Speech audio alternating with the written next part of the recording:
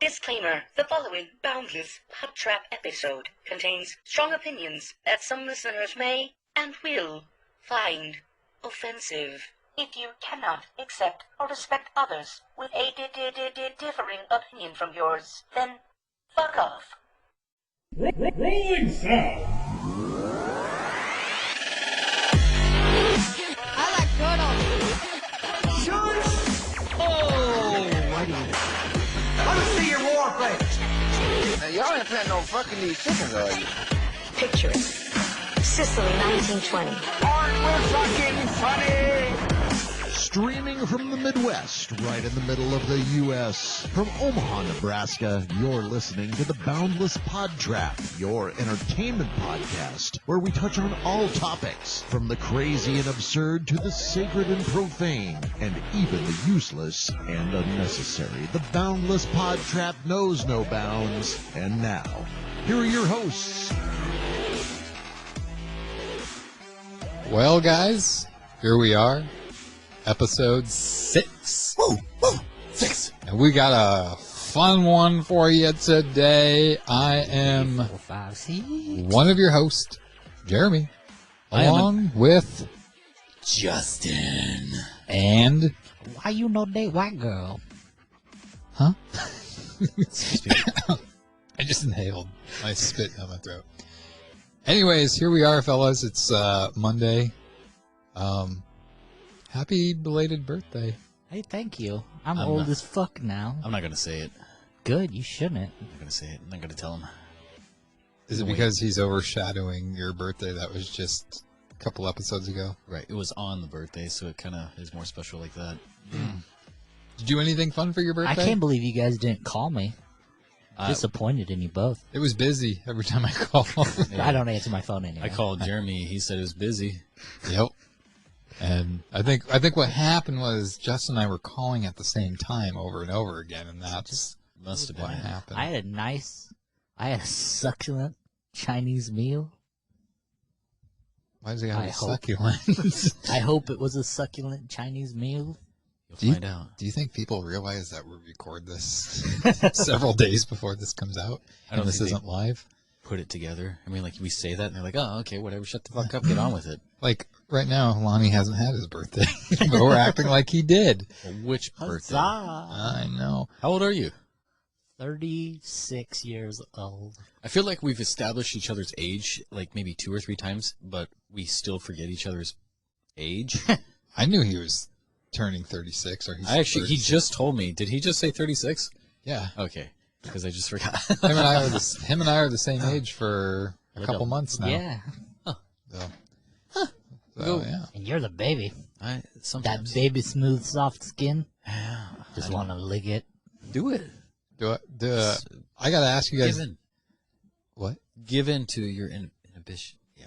Go ahead. No, I gotta ask you guys. Do you guys have any of my family members gonna surprise us today on this episode? We don't know. I still think that was bullshit. Not that I wasn't happy to see my sister, but I totally think that She I got chose screwed out of the right whole one. thing. I You're complaining celebrated. about being screwed. You purposely set that up. So she's like, all right, the last place was Lonnie, and the first place is fucking Justin. Sorry. First of all, my sister does not have that deep of a voice. Sounds just That like was her. perfect. What are you talking about? Hi, I'm Stacy Lou. I'm sorry, Stacy. It's just You just lost a listener. I want listeners gone. Speaking of, yeah. we're going places. I mean, our Facebook is now over 500 likes, which I know there's some people out there that's like, okay. I didn't know 500, your sister had 500 Facebooks. but she does. PodBean's got at least just below 100 downloads, so Thank That's you, something. everybody, by the I'm way. still trying to figure out who's in It's Michigan huge. In Michigan? and Minnesota. Those are like People from Minnesota are in isn't Minnesota. Isn't Slim Shady in? those are like He's from Detroit, yo. those are 2 of the top That's most Michigan. states. Michigan and Minnesota. What about North Dakota? No, they're on the top. So the 2 of the top 13 states? Oregon. Never mind. That's not what this podcast is about. We're not getting geographic. It could be. It'd probably This be better. podcast is boundless. It'd be better if I is. drew you like a diaphragm or something. Diaphragm, isn't that what women use For educational? What are you talking about?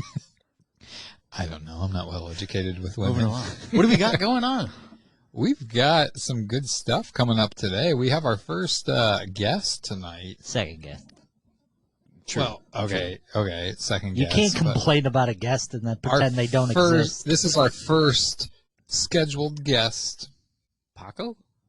No, he won't do this podcast. Trust me, I've asked him numerous times, and I know you guys have too. But it's that time of the year for him. That's every time. I know. Making that money. He's got like 18 taco trucks now, did you know? Whoa. Wait, what? He's got 18 taco trucks He's now. still doing it? Well, No, he doesn't do them, he just owns them. Right, but I thought he cashed in all that. He traded something. He sells the rights for something, and then... Okay, wait, I have to... Paco, Well, I guess Paco. I guess I don't know if he owns them, but there's still Paco Unlimited taco trucks. Not around here. He doesn't do it around here just because he wasn't making much money around this area with them. Paco. Anyways, no, yeah, but we have a friend of mine, a fellow filmmaker, a Nebraska native, who now resides in California making movies. Dustin Ferguson's going to be our guest here in a little bit. I heard like he's a fellow. I like the dynamics of this because, like, you have more of a professional, personal relationship, and I have primarily a professional relationship, and Lonnie doesn't know anything about him. And Just what IMDb says. yeah. Or Well, does it say? I think it's going to be fun because we're going to have a lot of interesting stories. We're going to share some stories about productions that we've worked on together. He's going to tell us about what's been going on since moving out to California, which I don't know if it's between 2 going on 3 years now that he's been out there. I think the last time I saw him was with you at his old store. Yeah, and that was a while ago. But yeah, I mean, the guy has been busy with things. So it'll be fun to catch up with him. We will be playing a game with him. Right now, with our games, it's 1, 1, and 1. We all have won a game. Right. How long are we going to do this? Are we going to do this till the end of the year? Or are we going to do the games until we get tired of keeping score? We'll go through. What's going to be the punishment? Through 2020. So Okay. We'll play games. you're not going to eat anything, like any spicy things, can you take, like, spicy suppositories? Yeah. Again. I'm under contract not to do it. No, so yeah, we'll play games on and off here. Probably every episode we'll play some kind of game, maybe 2 games, and whoever has the least amount of wins at the end of 2020 will get punished early on in 2021 by a leather daddy. Yes, by a punishment that the other 2 pick. Nice. Like, try to survive in the desert with a sucking chest wound. Oh, I'm all for that. I can do that. I've done that before. Have you? No, but you believed it. Oh. Huh? So yeah, that'll be exciting. So what's new with you guys? You know, I was excited. I don't know, I'd say necessarily excited actually, but you know, I really wish that you guys were more football fans, like American football fans, because the last couple days there's been a lot going on with Nebraska football. But I just know that I'm more for the real football. I know you are. Sorry. If I brought it up, you guys would just not really add to it or talk to about it. So unfortunately, we can't talk about that. I did hear this is going to be the first season that the Huskers go undefeated in a lot. Yeah, because they're not playing. True. Yeah. Basically, what's happening is the Big Ten and Pac-12, I think, divisions, conferences. Leave my piece. They've canceled their season out of safety to their players and fans. You could be the Pac-12. I'll be the Big Ten. But yeah, basically, no. I'm the Big 12, just so you know. What's that? Anyways. Is there a soft 6? Anyways, so yeah, Nebraska, basically Scott Frost, their head coach, said that they're going to look for opponents elsewhere. And the Big Ten say no. The Big Ten said no. If you decide to seek out opponents on your own, you can basically say bye-bye to the Big Ten. And then there was all these rumors about Nebraska could go to the Big 12 again, where they came from and whatnot, and this whole thing. But supposedly Nebraska is not doing that now. So, are you sad about that?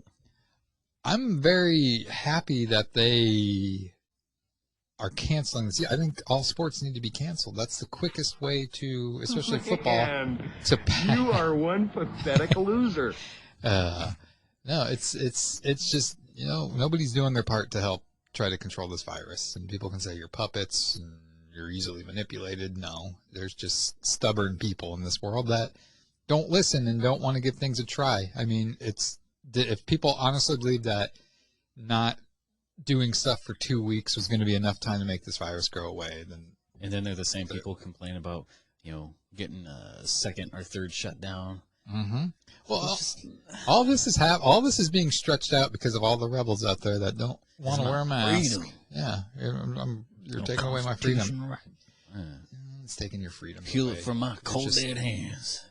How do you guys feel about schools have started back up, and hate it. No surprise, there's already been several confirmed cases of coronavirus at these schools. So soccer moms care little more sad. about their mimosa breaks than their health of their children, I guess. that is the sad truth. It's like, I mean, we want to get those kids in schools, but just following the rules is quite necessary. I got quite a bit of friends who are very adamant about not wearing masks, and then they like to throw it in, like on social media. Like, I just went into this store without wearing them. They told me I was going, how do you, that's a fuck, whatever. Mm-hmm. I deleted somebody just before coming here because they put a post up like that. No, it's terrible. Like, Lonnie, you kind of hit it on the head. It's like, a lot of parents out there they care more about other things than the health of their kids. Like, I understand for some it's difficult because school is basically their daycare for their kid while they're at work and stuff like that. But it's the sad truth is I think we're going to be in for a rude awakening now that we're putting kids in small classrooms like a sardine can. And kids are going to start getting, more of them are going to get confirmed cases. They got those windows on the desks and stuff to divide them. It's going to be like visiting daddy. And yeah. But I think sadly we're going to see the death rate of children go up. And for what? I mean, like I said, people haven't been, ever since this happened, people have just been like, nope. I'm not going to change my ways. Not enough people have taken it seriously to where this could actually have slowed the curve of it. So it's like, this is the reason why we are where we are is because of all the people out there that refuse to do what they can to help. Yeah, 2 weeks ago, I got a call from the school because we were supposed to enroll our 4-year-old into the school. The pre-K. Well, it's pretty much, preschool, kindergarten, whatever preschool. But she's already doing like a preschool at her daycare, but it's the smaller numbers there. And I just didn't want to do the daycare cost, but we kind of procrastinated on it a bit. And it's that district, the Ralston district, that kind of came into the news as well with like Millard. So it's like, I'm kind of glad we just sucked it up and decided to come out of our pocket again with for another year. Why didn't they do like OPS did remote learning? They did, but I mean, like, why can't all school districts? Like, what was the big deal about doing remote learning? When it comes to like private schools, I mean, like they're gonna do their own thing, like religious schools and all that. There's only so much pull that the state can do with that. But as far as like my daughter's age, you can't really do remote learning for a 4-year-old. No. Yeah, you can. It's called YouTube. True. Color this square. Some of those YouTube things that I kind of catch my daughter watching. I'm like, you're just watching a guy unbox things. They're just taking it out of the wrapper. He's not even playing with it. He's just showing you things. Those dudes make fucking bank. I know. You want to know something? My niece watches like these YouTube channels. There's this one where this guy has his 2 kids, and I think his wife's on there every now and then. and they have like these small little cheap ass toys that they got from Walmart for probably like $2 of different characters, like we'll say for instance Paw Patrol, and they just do all these stupid weird things. Where's the trigger warning? Yeah, but I looked up how much these people make. They make millions of dollars a year for these YouTube channels. But spend like $10 a week. Exactly. Like I look at like my niece is 4 years old, same age as your daughter, Justin. So she's better than? Yeah, is that what you're saying? She is. No, but I think I give her another couple of years, and my goodness, with the video equipment and stuff I have, I just start doing YouTube videos with her doing these silly things that these people do, and apparently I'm going to make millions of dollars doing it. I don't get it. And they're so weird too. Like it's like the dad in this thing, like he overacts too. He's just like, "Hey, that's great." And it's like, no dad talks like that. Right? No. Do you? I don't. I'm just happy when my kid's not shitting on me. Me too. Not your kid, my kid. That's an idea for a YouTube channel. The day Moxley does not shit on me. It's not stopping. Oh my God. I got some news. I mean, trigger warning. It has to do with religion. So if you don't want to hear it, skip 3 seconds ahead. I'll kill your mic. Yeah, kill my mic so you don't hear it. No, big victory for the TST. We record this every 2 weeks. So last week when we were off, the Satanic Temple. The Satanic Temple, yeah. They won a big court battle where in the states that have legal abortion, the TST have been deemed as a actual religious like division. Whatever. Yeah. So they cannot be forced to do like the hearing of the heartbeat during abortions. They don't have to go through the class. They can say it goes against their religious rights now. So they're not being fucked with anymore. It goes against their tenets. It's like they do the same things that hardcore religious folk do, but hardcore religious folk don't, like putting up a statue. It's like, okay, I'll put up a statue. Right. That's all they want. They want religious pluralism. And they're like, I'm not trying to take over. I'm just going to do the same thing that you're doing and see how it's offending other people. Right. That's one of the tenets as well. Public. It's like you have the right to offend. You just have a shit-eating grin. No, because I was just going to put this out there for the listeners. If you hear a sound or whatever, don't adjust your speakers or anything like that. That's Lonnie. I'm having to hold my mic tonight. We had some audio technical difficulties right before recording. We were getting like buzz, like really hardcore buzzing in our headphones, and we tried everything to fix it. And the only thing that helps is Lonnie has to ground his microphone. He has a hot mic apparently. He's got to grip it like it's a big wiener in front of his face. And so when he talks and moves, it's like, so exactly. I'm double fisting it. You are like literally like people don't understand. Like on point with the sound effects. I got my energy right now. We'll see how the night goes. You do. So, I don't want to waste any more time. You want to pull this dude in? We're going to take a quick musical break here, and we're going to play in our guest, Dustin Ferguson, off of a song off of his new album that was released on August 4th off of the album World Domination. It's his song Hit Stick, and it's by his alter ego, MC Dirty D. So we're going to play that, and we'll be right back with Dustin Ferguson. Gold up in my watch, it got my wristlet. Been up on the dell like it was this way. Hop up on the wood like it's a hit stick. Hop up on that wood like a hit stick. Bend it over, busted open, shorty kid shit. Give our clout like you a dipshit. And a bomb ass bar saying tick tick. Throw that bitch's face first. Get your shit and then you leave, it could be way worse. I ain't running after nothing but my chase work. Cash at me a wage and then I make it twerk. Pretty busy fucking, you can suck it how it tastes first. Had your booty pop and throw it, they can stay twerk. And the devil ever recliner got the suede curtain. And I'm always in my grind and my aim perfect. Tell that bitch it ain't double C's on my shoes, but I fit flick. Gold up in my watch, it got my wristlet. Been it about the dough like it was Biscuit. Hop up on the wood like it's a hit stick. Hop up on that wood like a hit stick. So that song you're listening to is called Hit Stick.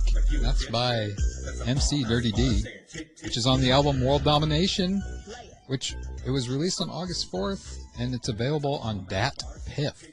So, pretty excited with this one, fellas. Our first guest, good friend of mine, good friend of Justin's. Lonnie, you haven't had the pleasure of meeting Dustin yet. I have not, but I'm excited to learn about him. But I wrote up a nice intro for him. It's only a page long. Lay it on me. Let's see how this goes. So, our guest today is a man who has done so many film projects in the horror genre in such a short amount of time that I've lost track at how many he has done. He's done everything from writing, directing, editing, cinematography, special effects, composing, and even acting, to name a few things. Some past projects he has done are Die Sister Die, Gloved Murderess, Cheerleader Camp to the Death, Silent Night Bloody Night 2 Revival, Sleepaway Camp 2 What Happened to Molly, Demon Dolls, Meat Hook Massacres 1 and 2, Meat Hook Massacre The Final Chapter, The Amityville Legacy, Nemesis 5, The New Model, Amityville Evil Never Dies, again, just to name a few. Some recent projects, Angry Asian Murder Hornets, which is now on DVD and video on demand from SCS Entertainment. The Beast Beneath, which had its world TV premiere on August 7th and came out on DVD and video on demand on August 15th. Ebola Rex, which comes out on DVD and video on demand on September 1st. And Arachnado, which begins shooting in a few weeks. There are so many more projects and notable actors and actresses he has worked with that we would talk about this all night long with this intro. So here he is. He is a former Nebraska native who resides in LA now, and he is also a good friend of mine. Ladies and gentlemen, Dustin Ferguson. Was that intro good for you, Dustin?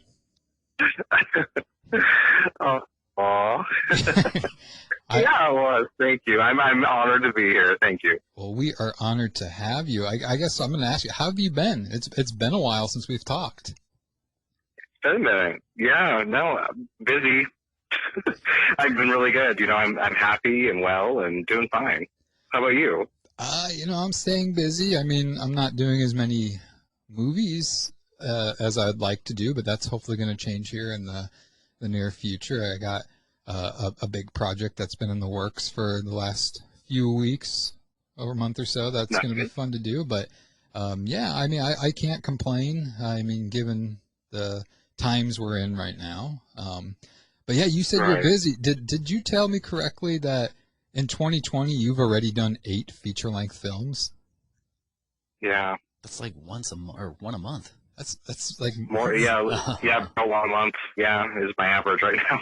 How do you sleep? Like, I feel like. Yeah. Do you know what breaks are? That's the question. Everybody is so funny because I think it's because I do get normal sleep. I go to bed at like 10 and I wake up around 5:36. But the thing is, I work all day. Like this is my job. I do this, 24/7. And so I get up, I start promoting. I'm arranging things, planning things, editing, doing artwork. I just do it day and night until I go to bed. And so I think that's just, people don't realize how much time is really in a day because they go to their day job and they have their routine and it's all gone before they know it. But I spend just all day doing that. See, and that's what sucks on my end. It's because I'm so ambitious about projects and stuff. But once I put in a 8, sometimes 9-hour day at work, it's like at lunchtime, I'm like, oh, when I get home tonight, I'm going to do this, I'm going to do that, I'm going to do this. And then I get off of work, eat dinner, and I'm like, I think my ass is going to stay on the couch for the rest of the night, and I'm not going to do anything. So I'm going to ask you this. I know how things are out here, but with the COVID going on, how is that affecting things in Los Angeles? I mean, I think that's halted a lot of productions, hasn't it? Okay, so it's interesting because I live in Riverside County, and so I'm about an hour south of, like, downtown LA. And so LA County has it way worse than we did. Like, they, went into lockdowns and everything, and I think they're still in phase 1 or 2.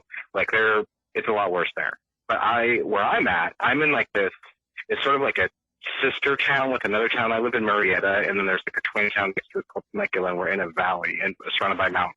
So we're a little secluded from that. And so here, it's almost as if nothing's happened.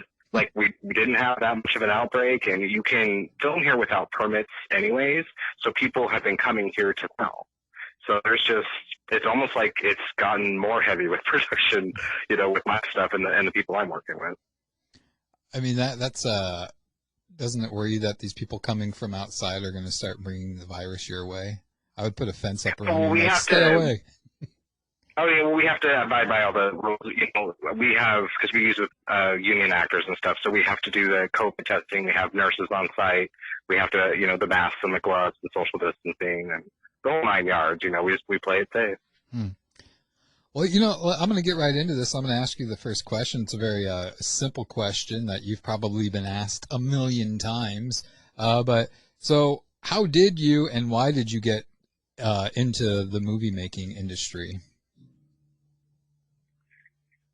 Just as a fan, a lot like yourself, I grew up, a big fan of old movies, 70s and 80s and 90s horror movies, and I always wanted to make more movies like that. And so, like, when I first started out, I don't know, I can't remember the timeline of when you and I met, but, like, the first couple of movies I made, I didn't want to release them. Like, I just wanted to make it and kind of have it for myself because it was the kind of movie I would like. So I was making them, it was like for selfish reasons.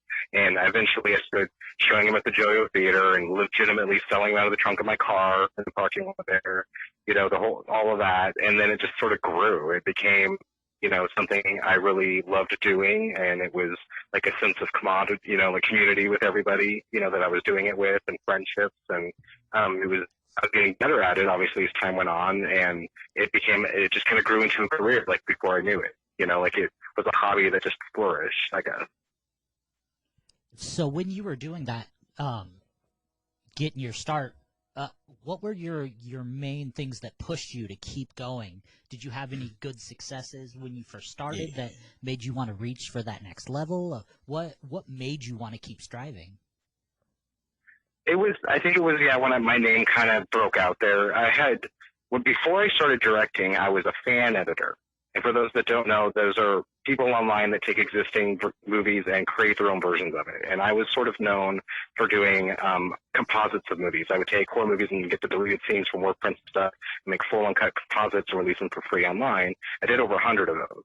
And I sort of built like a reputation for doing that. And then a guy from Australia named John Kleiser reached out to me because they were looking for an editor on Sleepaway Camp 4, which was a movie that they had shot back in 1992 and never got finished. Oh, yeah. And so in 2008, I agreed to take it on. It was unpaid. It was a labor of love. But I knew that if I did it, regardless of what fans think of the film and Part 4 and all that, it's sort of one of those things, like, you do that because you know then your name's going to be attached to that. It's going to be in the media. It's going to get you out there. So I did, and I've always been grateful that I did because that's what got my name out there. After I did that, work just started picking up more and more. Did I remember correctly, and maybe I'm remembering this wrong, didn't you tell me that you did some kind of editing for Rob Zombie's House of a Thousand Corpses? They were preparing, this was probably even before Blu-ray days, they were going to do like a special edition DVD, a composite of House of a Thousand Corpses. And so I created a version that's got some scenes in it that were never released. But what has happened many times is there's a lot of things that fans are never told from, like, that just happens within the industry. Usually it's legal. There's a lot of, like, hands in the bucket. There's people that have to approve things. There's a lot of reasons we don't know why the uncut version's actually not released. Sometimes it's because actors involved, there's a lawsuit and they can't appear in the footage. Sometimes it's because it was shot illegally and have permits for footage. There's lots of things. And so I don't know the exact reason why, but it didn't get released. And a couple other ones I've done that have happened. But on the flip side, the one I did for Slumber Party Massacre 2 got released on that official Blu-ray. That came out 2 years ago. And I guess I'll reveal it here as like an exclusive, but I edited an uncut one of Friday the 13th 8 for the Blu-ray box set. Wait a minute. Jason Takes Manhattan? Uh-huh. That is like my favorite one. I love that I don't know. There's all this drama. Like, it may not get included, but I submitted a bunch of stuff with it that I got verified was included as Easter eggs. And so they're not going to announce it, but people that have the box set look for Easter eggs on every test because everything that's an Easter egg is from me. Go ahead, Justin. Interesting. Now I got to buy the box set. No, I'm kidding. I had a Oh, going through like your history, I was kind of checking out your wiki page and IMDb. By the way, the wiki needs to be updated, it looks like. But like you've got, how many do you have projects under your belt, finished movies? Well, he's done 8 so far. I've actually lost count. It's over 90 though. Gotcha. I was like, at this point, because I think where the wiki starts or stops off, that was like 2010 or something like that. I was going to say. I was like, no, he's done so much more than that. IMDb has it at 89 directorial. Gotcha. So. But I was like. Yeah, I think IMDb is about usually around 4 movies behind. So whatever IMDb says, that's 3 or 4 too, and that's something I've made. Well, we have your IMDb director credits up there, and good Lord, man, is there like 8 of them that are in pre-production? That's just, it's insane. We're shooting them now, and that's how you get so many done is multitasking films. You don't invest all this time in one movie. You do like 4 at a time because you can always be working on different aspects, and that's how you do it full time. Because every day I have something different I'm working on, and it's not monotonous. It's not the same project. I can bounce around and just get all this stuff done. Because you have to understand too, from the perspectives are different. Like from when I lived in Nebraska, everybody, like you were just saying, people have a 9 to 5. They have other obligations. They can't commit all the time that it would take to do that. But here, everybody that's here isn't from here. It's like a thing that people have worked really hard to get to. It's like something you obtain is moving to LA and being able to make films full time. So people put that sort of like investment in doing that. Like they work full time. Everyone's got the same setup and everybody wants to make a lot of movies and be successful. So it comes supernatural here. Like it doesn't feel like work. Every day just working on something new, and before I know it, I've done 10 movies. Well, it's crazy because I know a lot of people that have moved to LA, and you, Dustin, are only the second person that's actually stayed there and succeeded out there. You are actually the first one to actually continue to do why you moved out there. But yeah, I know a lot of people that move out there and they move back because A, it's hard, or B, the most obvious is it's a lot more expensive out there. And just let it stomp them to the ground type of thing. Are you rubbing I like your resilience. Are you rubbing that in because I had to move back from California? I didn't. No, I did not. No, I didn't. But now, do you think that, Dustin, that for some people, they look at going to LA as it's going to be easier to get noticed out there, but could it also be that everybody out there, it's so oversaturated with people that want to be like filmmakers or in the film industry that it's just overwhelming, and that actually makes it harder? I would say there's a couple layers to this. First of all, when people think about moving to LA, that's exactly what they think is, oh my God, I'm going to move to LA. It's going to be this $5,000 studio apartment with roaches in downtown. It's going to be horrible. But people don't think outside the box. I don't live in LA. I live in Murrieta. So it's an hour away from LA. I don't have to be in LA every day to make movies. I have to go maybe twice a month. Right. So it's worth it for me to live here where I live. I have a 2-room condo in a gated community surrounded by mountains and the ocean and everything, and I pay $1,500 a month. Right. But I would pay $5,000 a month in LA for a studio apartment. Right. And so that's the biggest mistake a lot of people make, is that they move to the city, they end up having to get 3 or 4 jobs to pay rent, and then they can't make movies. And another thing that people, I think, don't plan for is that's what a lot of people have, is the mindset that I'm going to get discovered, I'm going to go to LA, and I'm going to meet the right people. It's sort of like you have to do that part yourself. Like what worked for me before moving here was Nemesis 5 was my 50th film. So when I moved to California, I had 50 movies under my belt. So when I came here, I could make those connections instantly. People in the industry took me serious. They could type up my name on Google. I pop up everywhere. I've got all these movies. Oh, he's legit. That's all I needed. People don't get discovered. They have to advertise themselves. It's about, in the day of social media, sadly, it's about branding. It's about becoming something that people desire specifically so that you'll get hired. I'm known for making movies fast and cheap and good. So people will hire me for that. On average, how long from writing to casting to filming to the editing and having the final product out there, how long on average does that take you to do a one feature-length film? 2 weeks. 2 weeks? Jeez. Man, it's a marathon. Because I have to... Well, I mean, like I said, I do it day and night. I get up at 6 a.m. and I eat breakfast and I start working.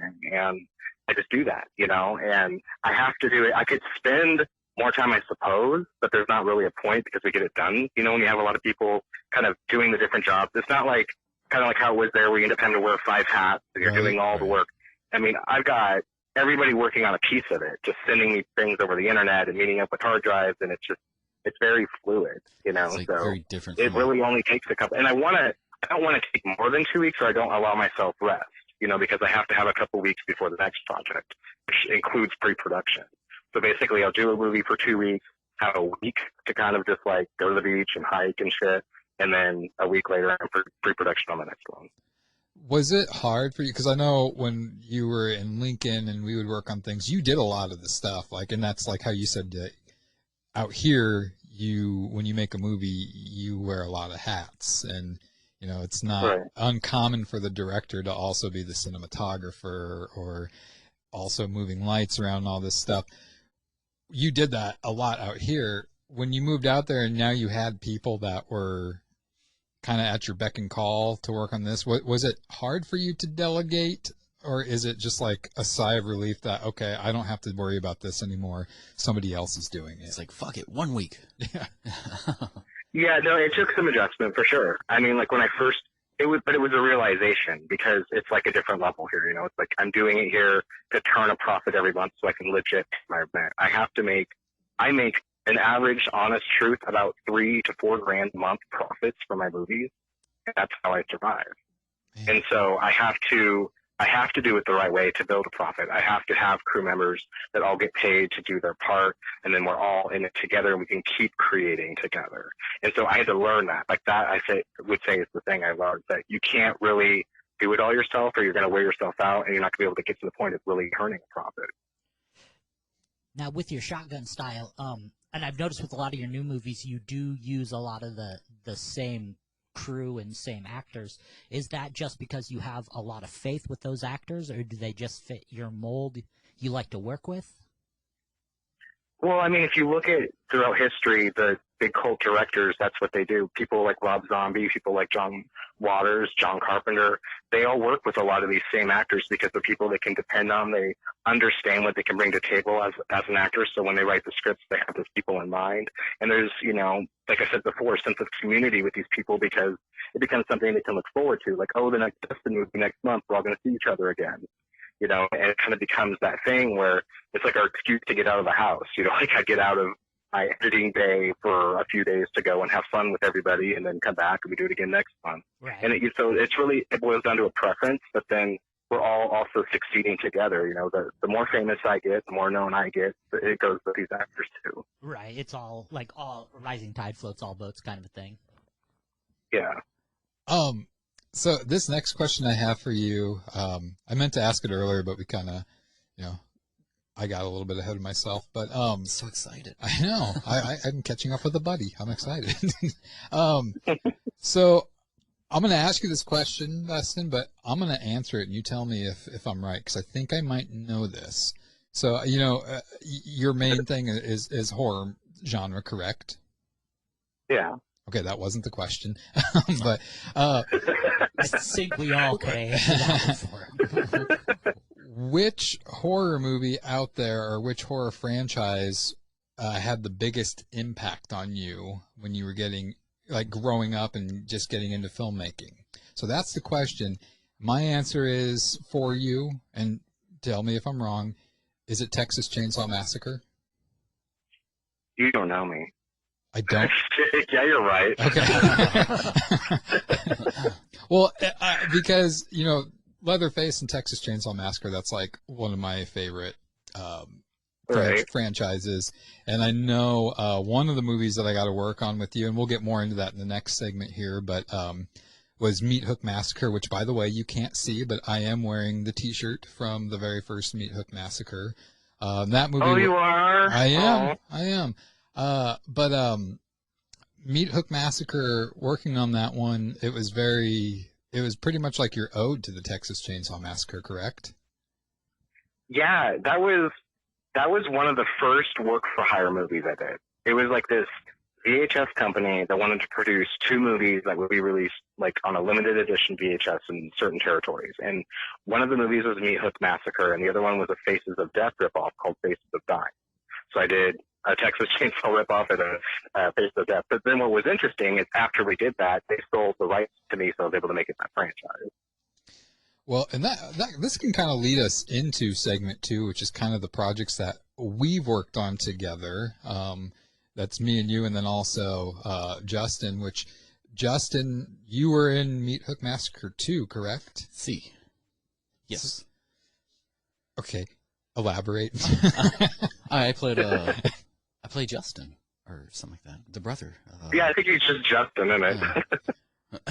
It was a very interesting experience.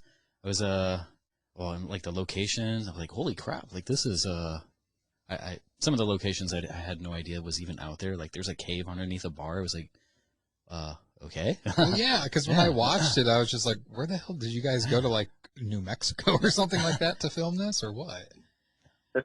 So my first experience with you, Dustin, was you had reached out to me to be part of a DVD compilation thing called Silly Scaries 2. Yeah. That was, I remember at the time I was going on, like, I think it was like year 2 or 3 after we had wrapped up filming my first feature-length film called The Shadow's Edge. So I'm not going to get into that. Probably about 30 things under his belt. Yeah. At that time, Dustin was working on his 220th feature-length film. Shut up. But you had reached out to me. I guess, I'm not going to like try to turn it so all the attention's on me, but how did you hear about me and why did you reach out to me? I was always curious about that because I hadn't really talked to you or really done much with people in the Lincoln area, and I was fairly new to the filmmaking community at that point. Well, something I think that's taken a few years for people to notice is I've kind of done that a lot throughout the years is I've reached out to other people to sort of provide opportunity the way that it was provided to me, because I think that in order for us all to succeed, we have to work together and rely on each other. And I think that when talented people collaborate, you create great things. And I remember seeing The Shadow's Edge, I think it was your first teaser or something that I'd seen that was like video footage of it. And I was like, this guy lives in Nebraska? And then I saw that he lived in Omaha. And then, I just reached out to you because I was looking for directors to, create something for Silly Scaries too. And we just started talking. I can't remember the first time we actually met. Was it like for pretzels or something? Or was that just like a regular thing we started doing? The beer cheese pretzels? Yeah. Applebee's and their beer cheese pretzels. That was, yes, they're amazing. Yeah. And I don't know if we met, to talk and discuss Silly Scaries. I do remember that I had a very, small time frame to get that film because I think you said I had like anywhere from 8 to 12 minutes to fill for this DVD because you had submitted a project to it. And then 2 other filmmakers, Joshua Wexelman and Tyler Schmidt, also had some short films. And so you told me I had like 8 to 12 minutes, and I think you told me I had like 2 weeks to do it, which to you, that's nothing. A short film. Yeah, keeping you on your toes. Yeah, an 8 to 12 minute film for you can be shot in 5 minutes.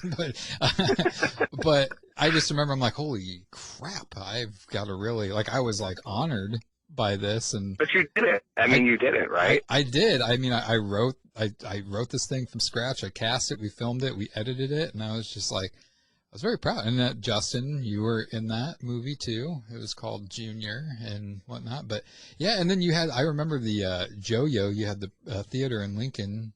You had the premiere there, and that was cool. I really enjoyed it because that's an old style theater. Have either of you guys been to the Joyo theater? I think it was there for the premiere, but yeah. It's like, I feel like Justin was there. I remember him being there. Oh yeah, because what's her name showed up too, who was part of it. Wow, what is her name? I'm totally spacing. That was forever ago. That was like 2011 or something. It was a while ago, but that was before I was here. And I don't think the Joyo's not around anymore, is it? Yeah, it's still there. Oh, is it? It's still there. He's still doing his thing, man. It's mostly like they have like church service. I mean, because I still follow them on Facebook. So actually, he still has like church services on Sundays that are free in the Choyo, and they do like kids' birthday parties and all that. Really interesting. I'm gonna have to check that out. I thought for some reason they weren't there because I had thought about doing an unemployed screening there, and I think they were down for a while for like renovations. And Oh, they stuff. did like remodeling or something. Yeah. that could be it. I think that was about the same time that the Dundee Theater went down for a while, and then is the Dundee back up? I think it is, but it's under the management of Film Streams, and you know, I know some people aren't happy with that because of the reputation of Film Streams. We won't get into that, but yeah, no, but yeah, we've worked on. I'm counting here: 1, 2, 3, 4, 5. I think we've worked on 5 feature-length films together, Dustin. That first weekend. And don't forget the Egyptian Lover video. Yes, and that's on the list too. But I think our first movie we ever did together, feature length, was Die Sister Die. That one got a lot of accolades for it. Yeah, Brink Stevens, which you still have quite the relationship with her out there now in California. Yeah, she's in literally every movie I make now. I mean, she lives really close to me. So. Everybody lives next to you. We won't get into that. We're going to get into the people you've worked with next segment. That'll be a fun one. But now we did a movie. It's called Gloved Murderess, but for the life of me, I cannot remember what was Gloved Murderess originally called. It had like a very like Spanish. Assassino Guantana. Yes, I could not remember what that was. I'm so glad we went with Gloved Murderess because it's a lot easier to say. It was the original Italian name, and it's just the literal English translation. Yes. Now, I will say, out of all the movies I've worked on with you, that was probably the most goriest movie. I just showed my manager that movie like last week because he came over to get pay me and get some stuff, and so we had like an hour to kill, and he's been wanting to see it. He keeps like bringing it up all the time. He's like, that Glove Murderous movie did, that Glove Murderous movie did. So I finally showed him, and I was like, okay, well, it's got some penises in it. Some. He's just like, oh no, it's fine. And then I showed him, he loved it, but he's like, yeah, it was your most graphic movie I've seen. Yeah, I remember very vividly the glory hole scene where Lonnie's lost it. But every good sentence starts with, you know, that glory hole scene. Well, so that's the best. Basically, it's so basically, this penis comes through the glory hole. Oh, I know how they work. And two bricks. Sorry for the spoiler here, but the spoiler is 2 bricks smash it together and just explode the penis. And I just remember, like, the way it was filmed, like, we used this big dildo, and it was, like, it was long, and I'm like, when it kept coming through the glory hole, I'm like, this thing's never going to end. But, yeah, there's a very famous picture of me on Facebook where I'm holding a giant penis dildo, pointing at it, smiling at it. That's on set from it. But then we also cut off a penis in an alleyway. And I remember there was a shot that you wanted where the penis just plops on the ground. That's where my film credit is, the opening credits. And I just remember we couldn't get it to do exactly what we wanted to. We kept moving farther and farther and farther and farther down the alleyway until it finally got where we wanted to. And a fun fact for everybody, and I'm sorry if he's listening to this, but Benito Garcia, that was a cast of his penis, apparently. No, oh yeah, it was for the one that dropped from the credits. That's right. Yes. I heard that. Yeah, no, I'm not giving him that much credit. The big one that came through the glory hole, I'm not going to give Benito. That was a stunt penis. Now, I will say one of the most favorite projects I've worked on with you was Cheerleader Camp to the Death. That was an experience. It was. We got to work with Ari Lehman and Jennifer Banco, which there's a lot of stories to tell with that one. But how did that movie come about for you? Interestingly, the guy that originally hired me back for Sleepaway Camp 4, that was a movie I did through him. It was one of 4 movies that his company had hired me to direct. They wanted to market a cheerleader camp sequel in foreign territories, so they had me do it. So yeah, we did that in 2014, and we shot it in Columbus, Nebraska. That was your hookup with the cabin, if I remember correct. It was. That was back when I was co-owning and co-running a modeling group called the Glam Gore Girls, and we had a pair of twins that modeled for us, and their parents had a cabin in the middle of like this wooded area. So I was like, yeah, this would be a perfect location for like a cheerleader camp. And I mean, I thought it turned out great, but it was the worst thing about that was there wasn't a direct road to the cabin because it was just like all slush and trees down and stuff like that. So we had to have quite the hike to get to the cabin. It was like a 2-mile hike from like where like it's a short walk. You just park down on the road. We'll just walk, and it was like both times it thunderstormed when we were walking. Remember, like and you're already like a mile into it, and so like obviously you have to keep going because if you turn around, it's the same distance. So we just like both times were drenched when we showed up. Like you drove.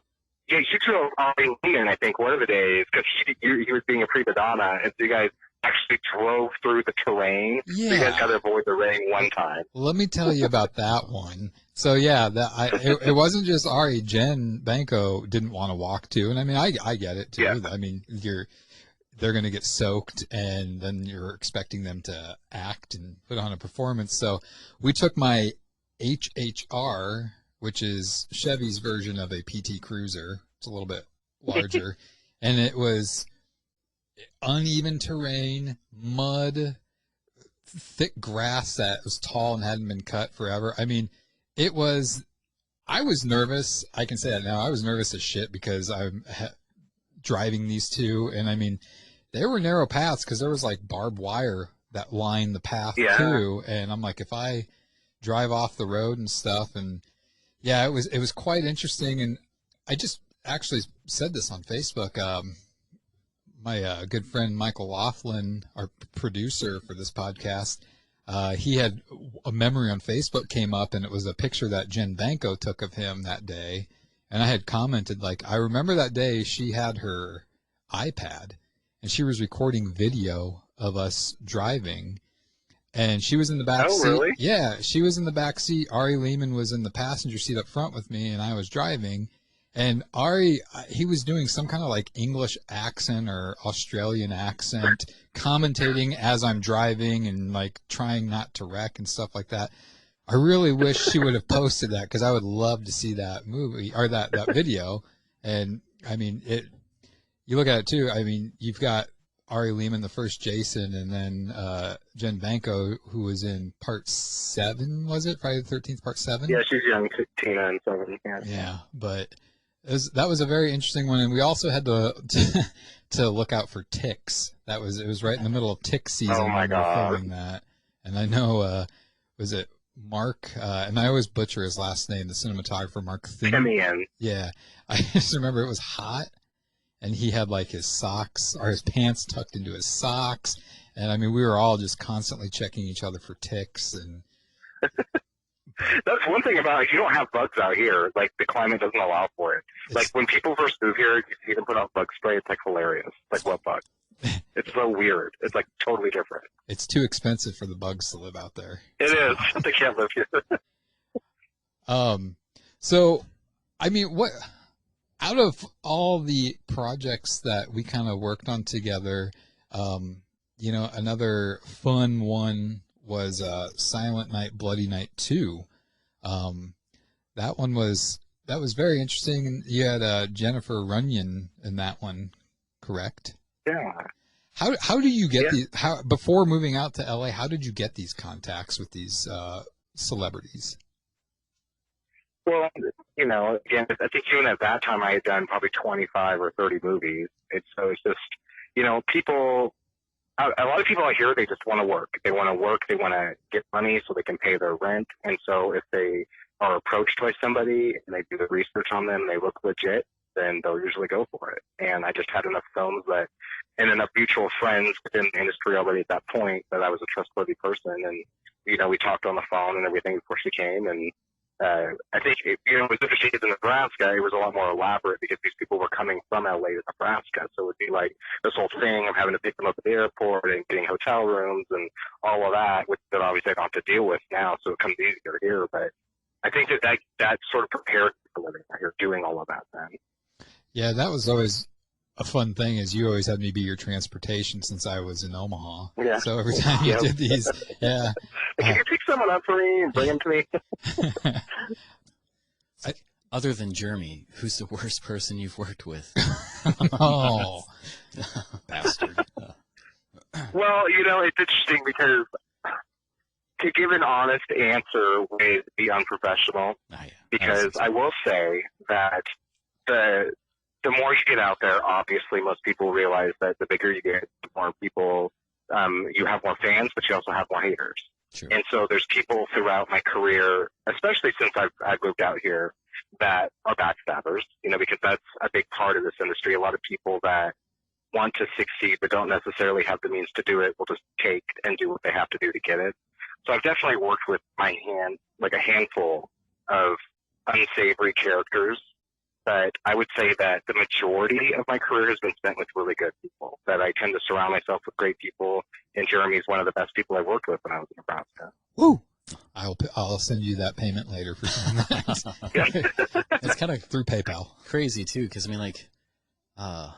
you deal with that, I guess, on both sides, the director, the acting, I guess just working on a film set type of thing. Anything sort of professional, you're going to get the hate, and the hate's going to grow you, so it kind of helps out. I really admire your resilience towards that, and being an Omaha person and you being a Lincoln base, so many actors are like, "Oh, are you gonna, audition for the new Dustin movie?" I'm like, "Oh, didn't I just audition for it?" Or like, "No, not that one." Then I'm like, "Oh."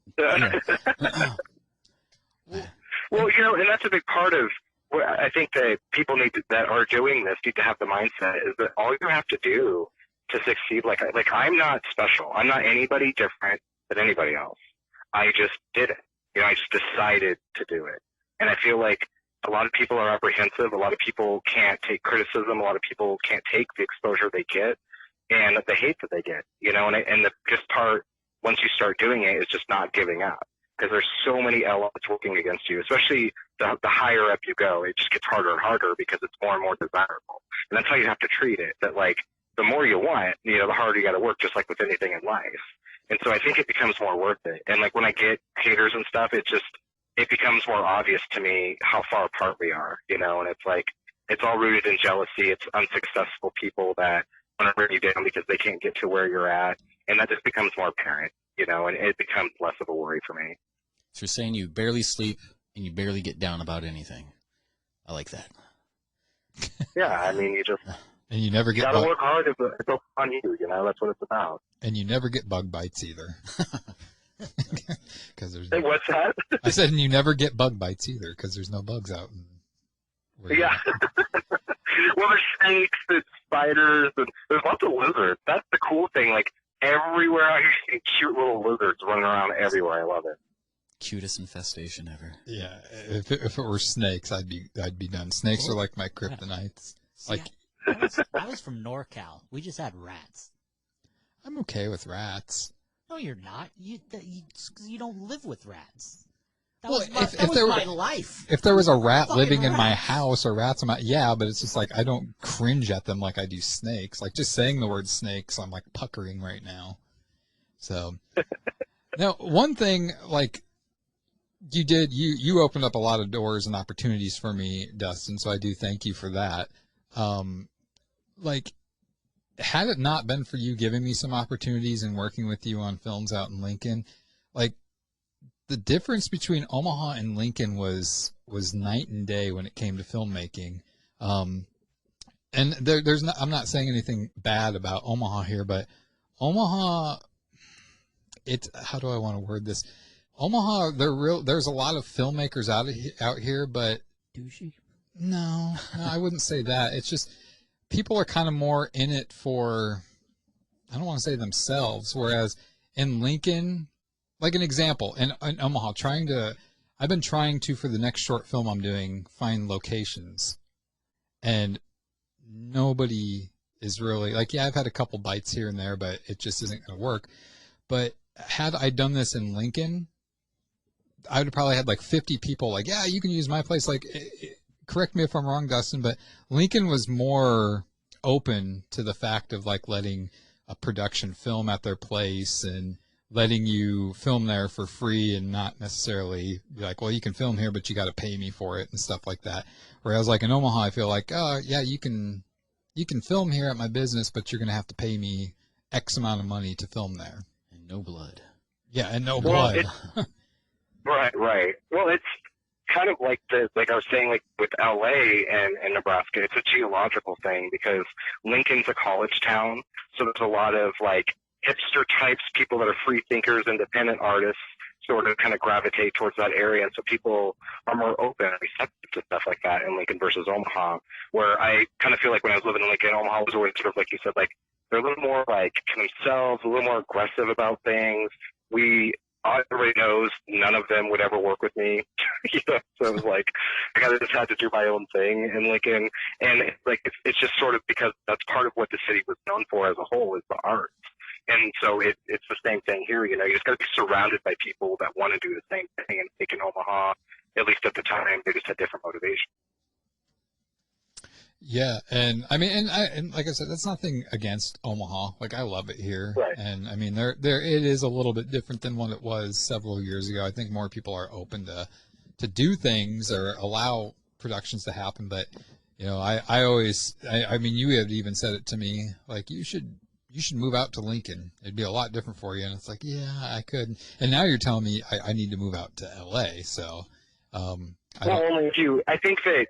Well, it's a realization everybody gets, I think, at some point that takes it serious. Like, yeah, you could exist in Nebraska making features, but you're going to have to work a 9 to 5 because you can't, there's no industry there. You can't go do that regularly and actually pay your bills there. Like, in order to do that, if that's what you want to do, you have to be in the environment that allows for it, like a place like this where everybody's doing that. Well, you've always told me, like, I should come out there and visit and just get a taste of it. And one of these days I will probably take you up on that, but like I said, I don't fly, so I'd have to drive out there. I mean, planes. Oh, I don't fly either. Like, I can't, I have like all sorts of issues with flying. So I don't I get it. I drove out here. It only took a day and a half, and that was with sleeping in Colorado on the way. It was actually kind of fun. Yeah, and I love road trips. I haven't been on one for a while. I made the drive out to San Jose, California. Geographically, I'm not sure how far that is. That's not too far from me. This may be an hour-ish from me. So, yeah, essentially I made the drive out your way.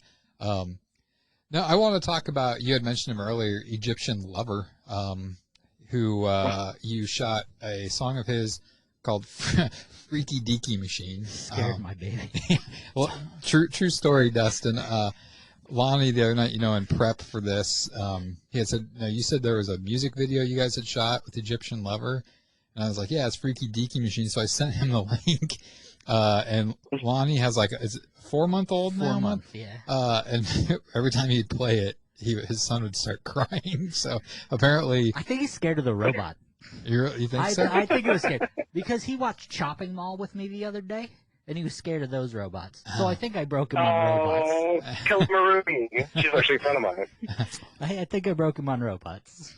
So short circuits out. But Egyptian Lover, I will tell you this. He was probably the most intimidating person that I picked up for you. I just remember you told me, you gave me his flight information, and I went to the airport to pick him up, and I didn't know his real name at the time, so I'm sitting there. So I'm sitting there at the airport with a piece of paper that says Egyptian Lover on it, and I can only imagine what, because I really didn't know what he looked like either. I can only imagine what people that were just arriving. The hillbilly from Nebraska, Egyptian Lover. But I will tell you that first 5 to 10 minutes in my car driving from Omaha to Lincoln with him, he didn't say hardly anything, and he just didn't seem like he wanted to be there. And I'm like, oh my God, this is going to be the longest 45-minute, hour-long drive to Lincoln ever. But he warmed up, and he's actually a really, really cool guy. We had some nice conversations. Yeah. I think it was just that he was tired. He might have just woke up on the plane and stuff like that, and Right. maybe he was just like, who is it? This dumbass has got a sign that says Egyptian lover. but I mean, explain that. Like, wasn't he on like hiatus for a while from like his music career, and you were like his first music video back? Yeah. Like he had obviously a very prolific career in the 80s and 90s. For people that don't know, he basically invented breakdance. Like he was the pioneer of that. And then in the early 2000s, he stopped for a while. And then about 10 years later, he started putting out singles. And yeah, it was 2013. He released that song. It was the first single for his first new album back. And I was already a fan of his, and I already had, several music videos I made. So like I'd done a lot at the time. I just reached out to him and was like, hey, I'll do a trade, like I'll do your video for you, if you let me use one of your songs in something. Pretty sure that's how my conversation started with a lot of these artists. But yeah, he was willing to do it, and we took care of flying him here. He picked him up, drove him around, and we shot that in 2 hours in Lincoln between two locations. It was freezing cold too, because I remember I had to park like a mile and a half away from the sound stage that we were filming on, and I just remember, oh my god, I think I was kind of sick at that time too, with like a cold or whatever. But that was a fun shoot. You had it's funny too because he was from, and we didn't really think about it then, but because he's from California, so for him, he must have been like freezing his freaking ass off. Oh yeah. Because what I've noticed here is hilarious is people get acclimated to the heat fast. Like if it's 60 here, people are walking around in like winter coats and mittens and scarves, like for freezing fast. And 60 in Nebraska is like a nice day. Yeah, you're in shorts with no shirt in Nebraska and 60. Yeah, because normally it's like 90 to 100, most areas out here. So people at 60, it's like freezing. So I'm sure he was like dying. Well, and now that you say that, I think that was another reason he might have been upset, because I remember the heat in my car was not working the best. Like my heat, I would have to hit my dashboard several times, like really hard for the heat to kick in at the time. And I didn't want to look like a fucking lunatic and hit my dashboard with him in the car. So it's like, It was kind of cold in the car. And sometimes too, if you hit like a speed bump or something fast in my car, just the jolt would actually turn the heat on. So I was trying. You're hoping to hit a speed bump. I was hitting potholes. I was at the airport going over the speed bumps at like 35, 40 miles per hour trying to get it. You cannot drive. Yeah. So I think my first impression was not a good one with him, but no, it was fun because you had like a robot built of him for the video.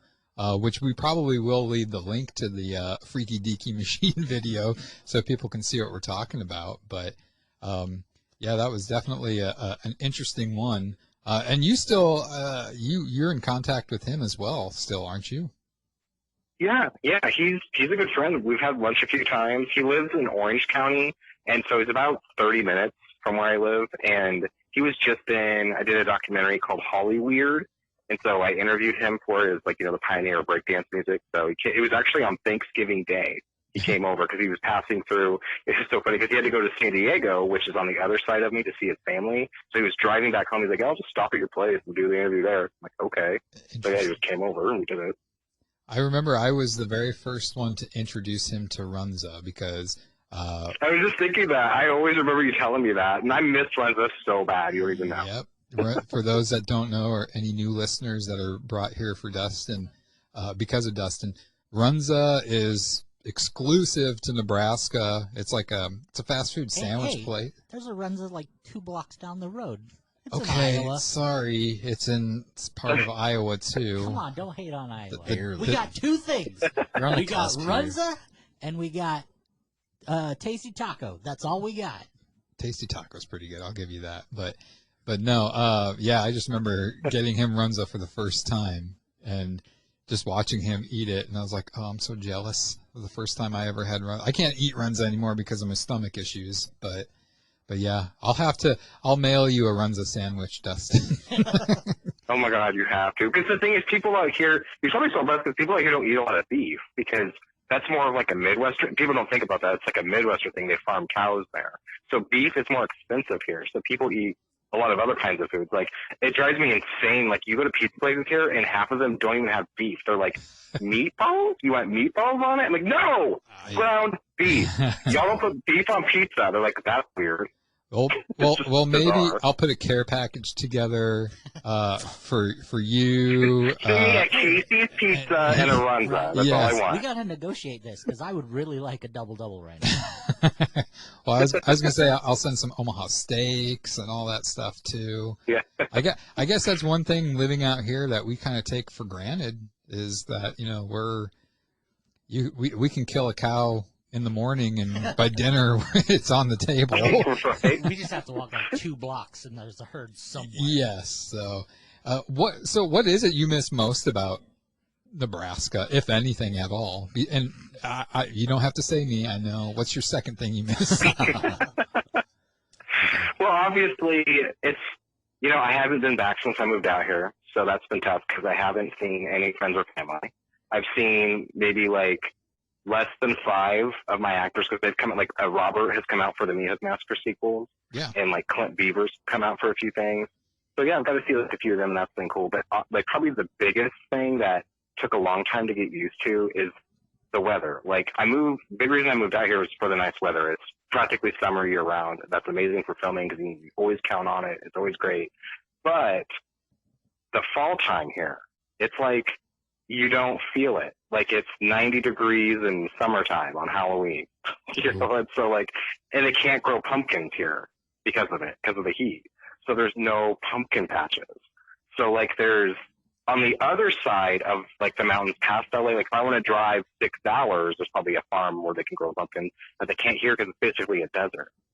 So I miss that a lot. Like every Halloween season, it's tough because it doesn't have that Nebraska Midwestern fall time feel with the orange leaves. Like we don't get that here. It's just summer. And so go ahead. Go ahead. No, you go ahead. You finish your thought. You go. You're our guest. Well, that's what I was just going to say. That's just the biggest thing because it goes the same thing like with Christmas. Like I remember the first year when I moved here, it was like 100 degrees on Christmas Day. And it's like, what do you do? Like you can't go do anything. We went and ate like cold corral buffet on Christmas. It was just like what people do. It's so weird. And that's one thing too, like a lot of people that live in Nebraska, fall is their favorite time just because you really, that's the colors change outside. You go from green colors to like orange, yellow, brown colors. There's a nice crisp coolness in the air. Nothing to where like you're bitter cold and freezing, but yeah, pumpkin patches are like the one of the coolest things around here in the fall time. And I don't think I could live without that stuff. I mean, Halloween's kind of my life with my full-time job. Oh no, yeah, for sure. Well, but the thing is, like, I started to figure out by the second year, it's like there's a trade. You know what I mean? Like, there's the pumpkin patches and haunted houses and stuff they have in Nebraska, but they don't have like Universal Horror Nights. Right. Or any of like the big shit that they have like in LA and Hollywood that I can just go to. That like Rob Zombie's running or it's a Halloween themed or Chucky themed. They don't get that in Nebraska. So it's sort of like that's what I've convinced myself, because I think it's a worthy trade. I still miss going to Roca Berry Farm and walking through the pumpkin patch doing hayrack rides. But at the same time, I cherish those memories because I had so much of my life in Nebraska that I can always have those memories. And now I have the opportunity to do these other things here and enjoy them too. Do you ever think about coming back to Nebraska for like a week or anything like that? Or is that kind of like, I don't want to make that drive all the way out there? This is going to sound ridiculous, but for a lot of reasons, I feel like I've been working through some PTSD from Nebraska because a lot of people know that I struggled a lot as a filmmaker there. There were a lot of people that just didn't like me for whatever reason. And so it was always like an uphill battle for me. And I feel like when I moved to California, a lot of things happened when I got here that made me feel like I was starting my life over again. Like I was in a whole new area. I met all new people. I have a manager now. I have all these people that watch after me like a family. Like it's this new family I have and this new life that I have. And so I feel like, sadly, a lot of times when I think about Nebraska, it's overshadowed by a lot of the bad memories of filmmakers, spread rumors about me or people trying to sabotage things. And it's hard for me. I still have to work through all that. I want to one day come back because I want to see my family and a lot of my friends. But I think right now I'm very much establishing myself here. I want to focus on my career here, and then when I'm at that place, I can come back. Well, you definitely have to let me know when you're coming back. And like I said, I will. You're in my small handful of friends that I would make an effort to go see for sure. Woo! You're not, Justin. Damn it. You didn't say you. I'll get this. So I think with that, before we get into our final segment with you of like your more current project and like people you've gotten to work with out there, we have a little game that we're going to mix it up. Yeah, this is a fun little game. It's right now it's called like Movie Journal Excerpts. The name might change a little later. We did a couple episodes. We did this, but I'll kind of explain the rules for new listeners, old listeners, and even for Dustin here. So what it is so Lonnie, Justin, and I each wrote 2 movie journal, or did you only write 1, Justin? 2. Okay, we each wrote 2 movie journal excerpts, and basically what it is we're going to read it, and Dustin at any time. So basically, when Lonnie's reading his, it'll be myself, Justin, and you, Dustin, playing against each other. He's going to read a journal excerpt that he wrote. If at any time you think you've figured it out, you say stop, and then what you need to tell him is, first, the movie that it's from, and second, which character from that movie is writing this journal excerpt. Okay. And if you're wrong, then he will start reading from where it is, and then if Justin and I feel we can say stop. But once you take a guess, if you're wrong, you're out, and you have to wait till we take a guess. And if all of us are wrong, then he'll continue reading, and so on and so forth. And at the end, we will see who has the most points. And the special thing about tonight's is that it's all from the horror genre. And I'm actually, Dustin, because I mean I can only imagine. I remember when you were in Lincoln, your horror movie collection was quite large. His collection? What do you mean? Like he had a movie rental store. Store. This is true. So I'm excited because one thing, Dustin, I think you and Lonnie have very similar taste in your horror movies that you like. And before we started recording, Lonnie told me that he picked some good ones. So it'll be interesting to see. Well, and it's great too because, like him having the store, a really close friend of mine when I was living in Des Moines, he had a store as well. It was called Tiki Taki Tapes, and it's pretty late. Tiki Taki Tapes. But he specialized in VHSs as well.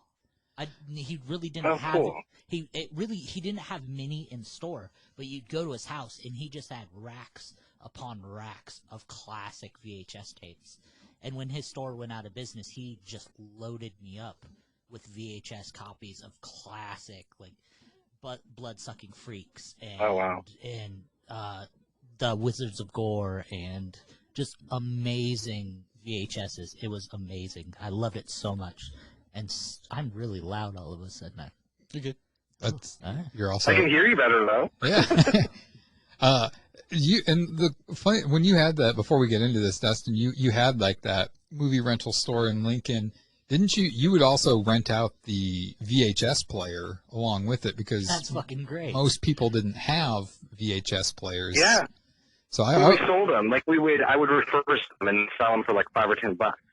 And so we would do Facebook posts like VCRs are in. You have like 6 of them. They'd be gone in an hour. And people, it was amazing because then people would run a bunch of movies too. Yeah. Well, and VHS players are hard to come by these days. Like even if you go to Goodwill, they're hard to find. I have one at home, and I'm thinking about putting it on eBay for like $1,000 and see what happens. But there's still a huge community of tape traders. Like you kind of. Oh yeah, it's blown up into a whole thing. Yeah, there's a whole collector's market. Yeah. All right, so we're gonna do this again. Dustin, at any time when you feel you know the movie and the character, you can say stop, and he will stop. We'll start with Lonnie. You can go first. Do you want me to start? Okay. And so this first round is between Dustin, Justin, and myself. Okay. This one's the easier of the two. This town is out of their goddamn mind if they think I'd hurt her. I loved her more than life itself. Sure, we may have fought the night she died in the dinner where I tried to propose, but if they think I killed her, they're out of their fucking mind. I'll find out who killed her if I have to go through every one of the minds of this goddamn town. I have to hold it like that. So it's squeaking when you're... Continue. Go through every mind of the motherfuckers in this piece of shit town. If I can't get rid of them, I'm gonna use these horns on my head. They need to pay for what they did. Stop. Isn't it Daniel Radcliffe's horns? Well, you got the movie right, but who did Daniel? Well, what do you say? I missed it. What did you say, Justin? Horns, the movie Horns with Daniel Radcliffe. Oh, I never even saw that. Wasn't it You're Daniel correct, Radcliffe's character? His character was Ig Parrish. Yeah, I wouldn't. All right, so there's a point for Justin. Son of a gun. All right, Lonnie, go on with your number 2. You want me to do my number 2 too? Okay, well, no. Okay, we'll go. Justin, you can go ahead, or do you want me to go? I can do my number 2. No, we'll wait. We'll let you play. this No, never mind. So now it's going to be Lonnie, Dustin, and myself. I'm going to guess right away that he's going to go with speed. Damn it. That's a point for Lonnie. All right. So this journal entry here. Dear Diary, this is a bit awkward since I normally wouldn't consider myself much of a journaler. Or is it journalist? Well, anyways, I figured I'd want to capture a bit of the happenings while I had the time. I've been unable to rest as of recent. As of lately, things have been really, let's just go with strange. So here we are, loaded passports, fresh gear. We wanted to take an adventure around Europe. Chris, Sandy, and myself took some time to ourselves to chase a thrill, and a thrill we have had. We seem to have gotten involved in the wrong crowd, and it's kind of costed me more than I expected.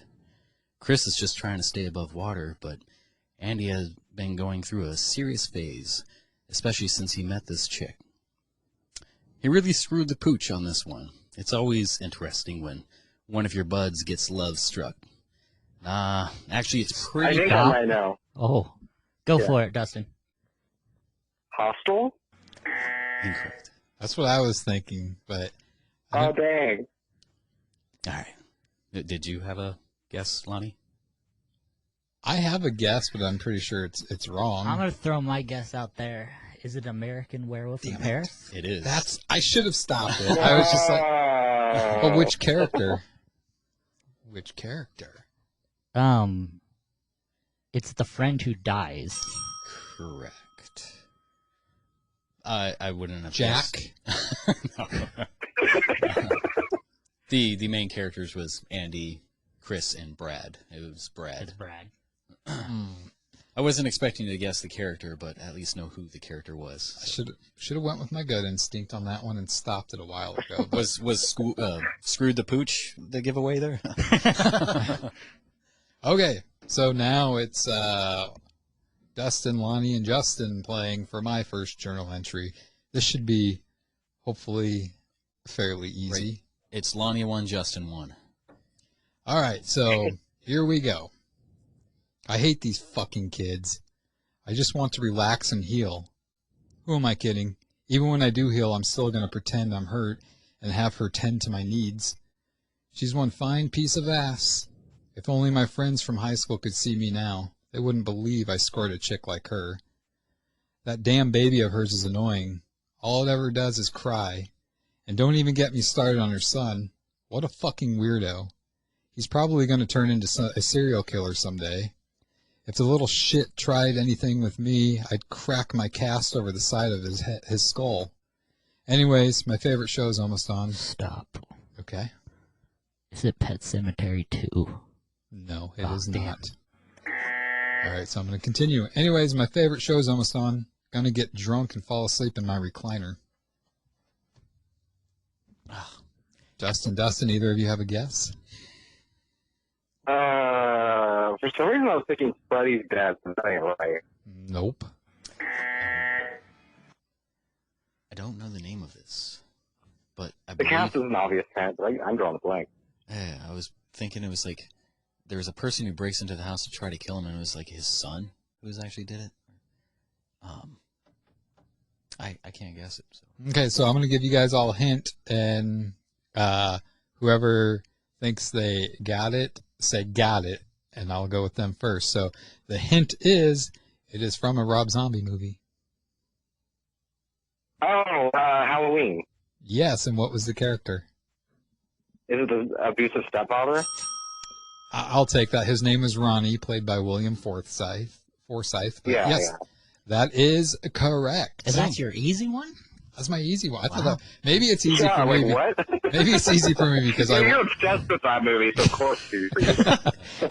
He like reads the script as his bedtime story every night. Oh yes, I do. Oh, William Forsythe. Which, by the way, I just a couple weeks ago I ordered 24 by 36 posters of every Rob Those are Zombie sweet, movie. by the way. Oh yeah. That, well, no, those that were 11 House by of 7. 1,000 Corpses one was sick. Yes, that I'm gonna chalk to that. Super jelly on that one.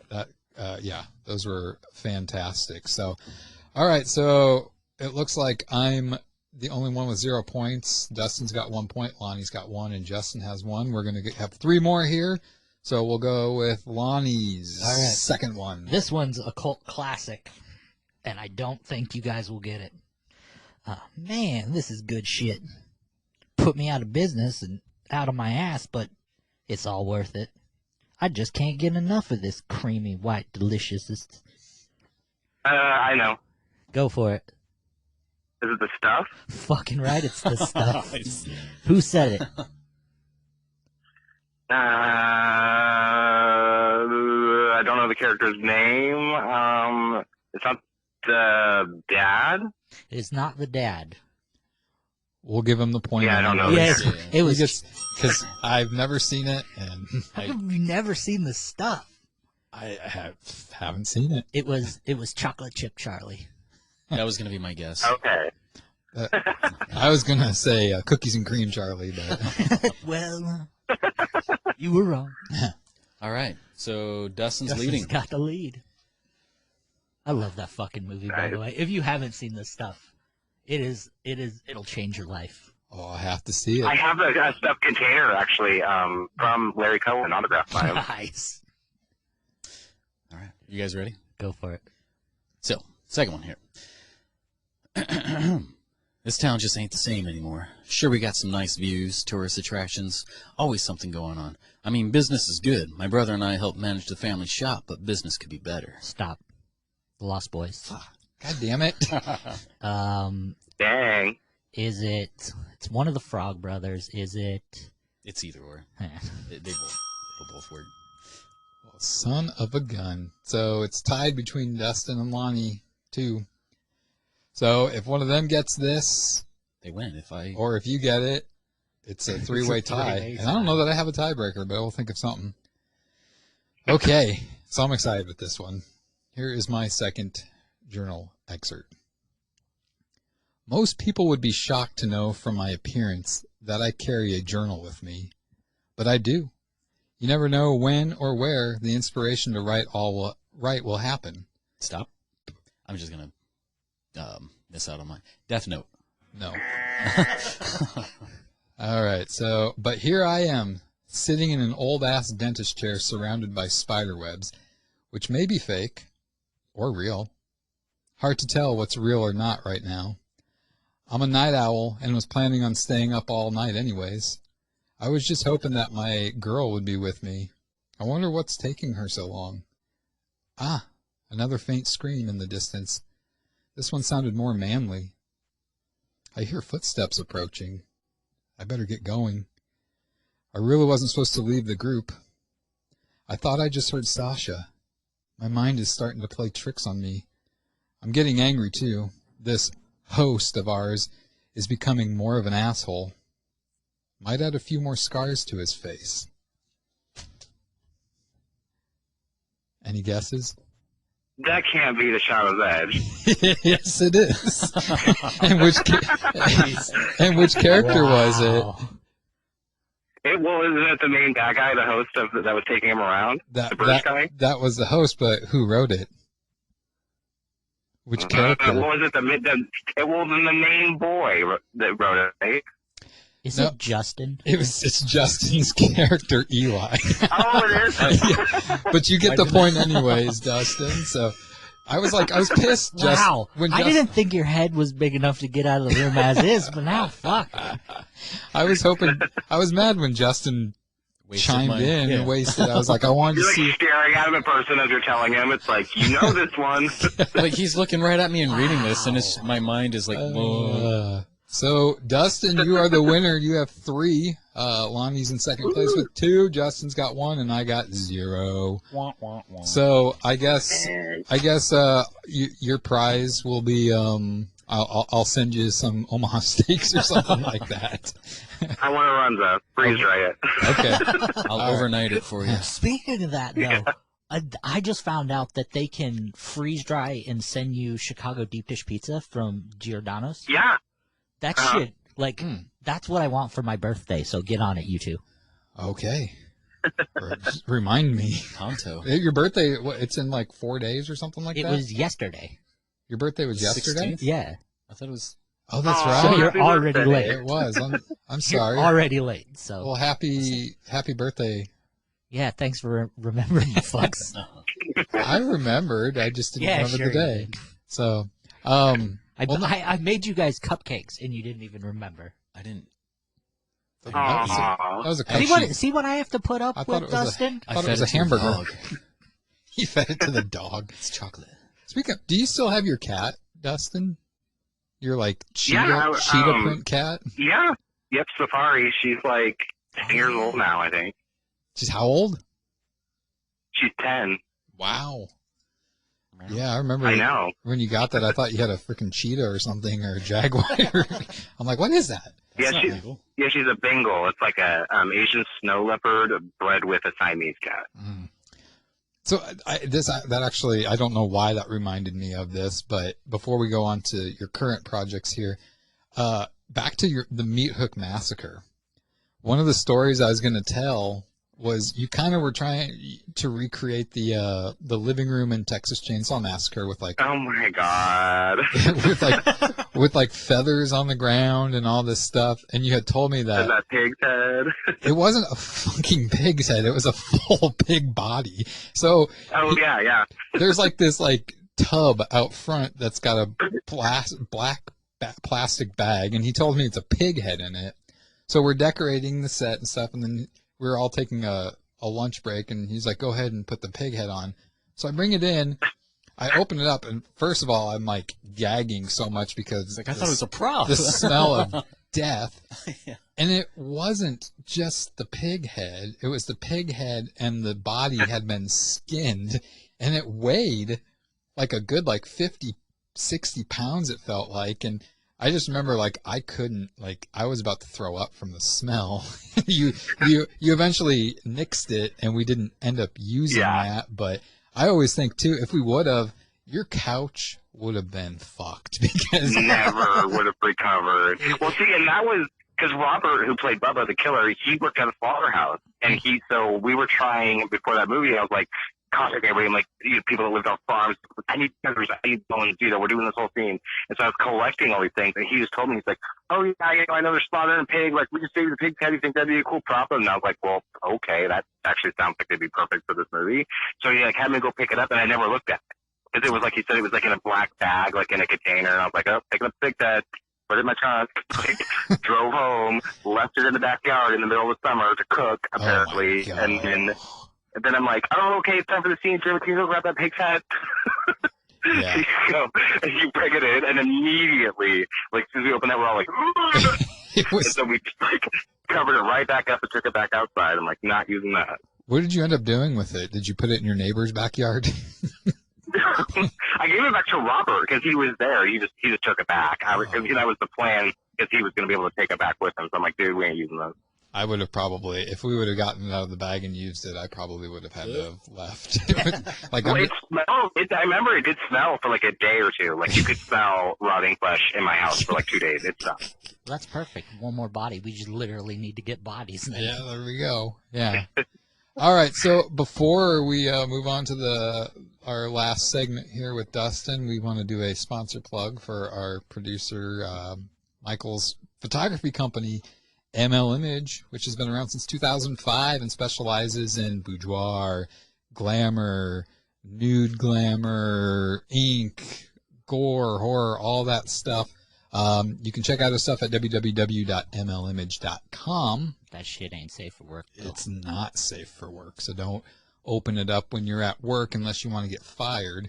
You can also subscribe to his Patreon page, which is MLimage.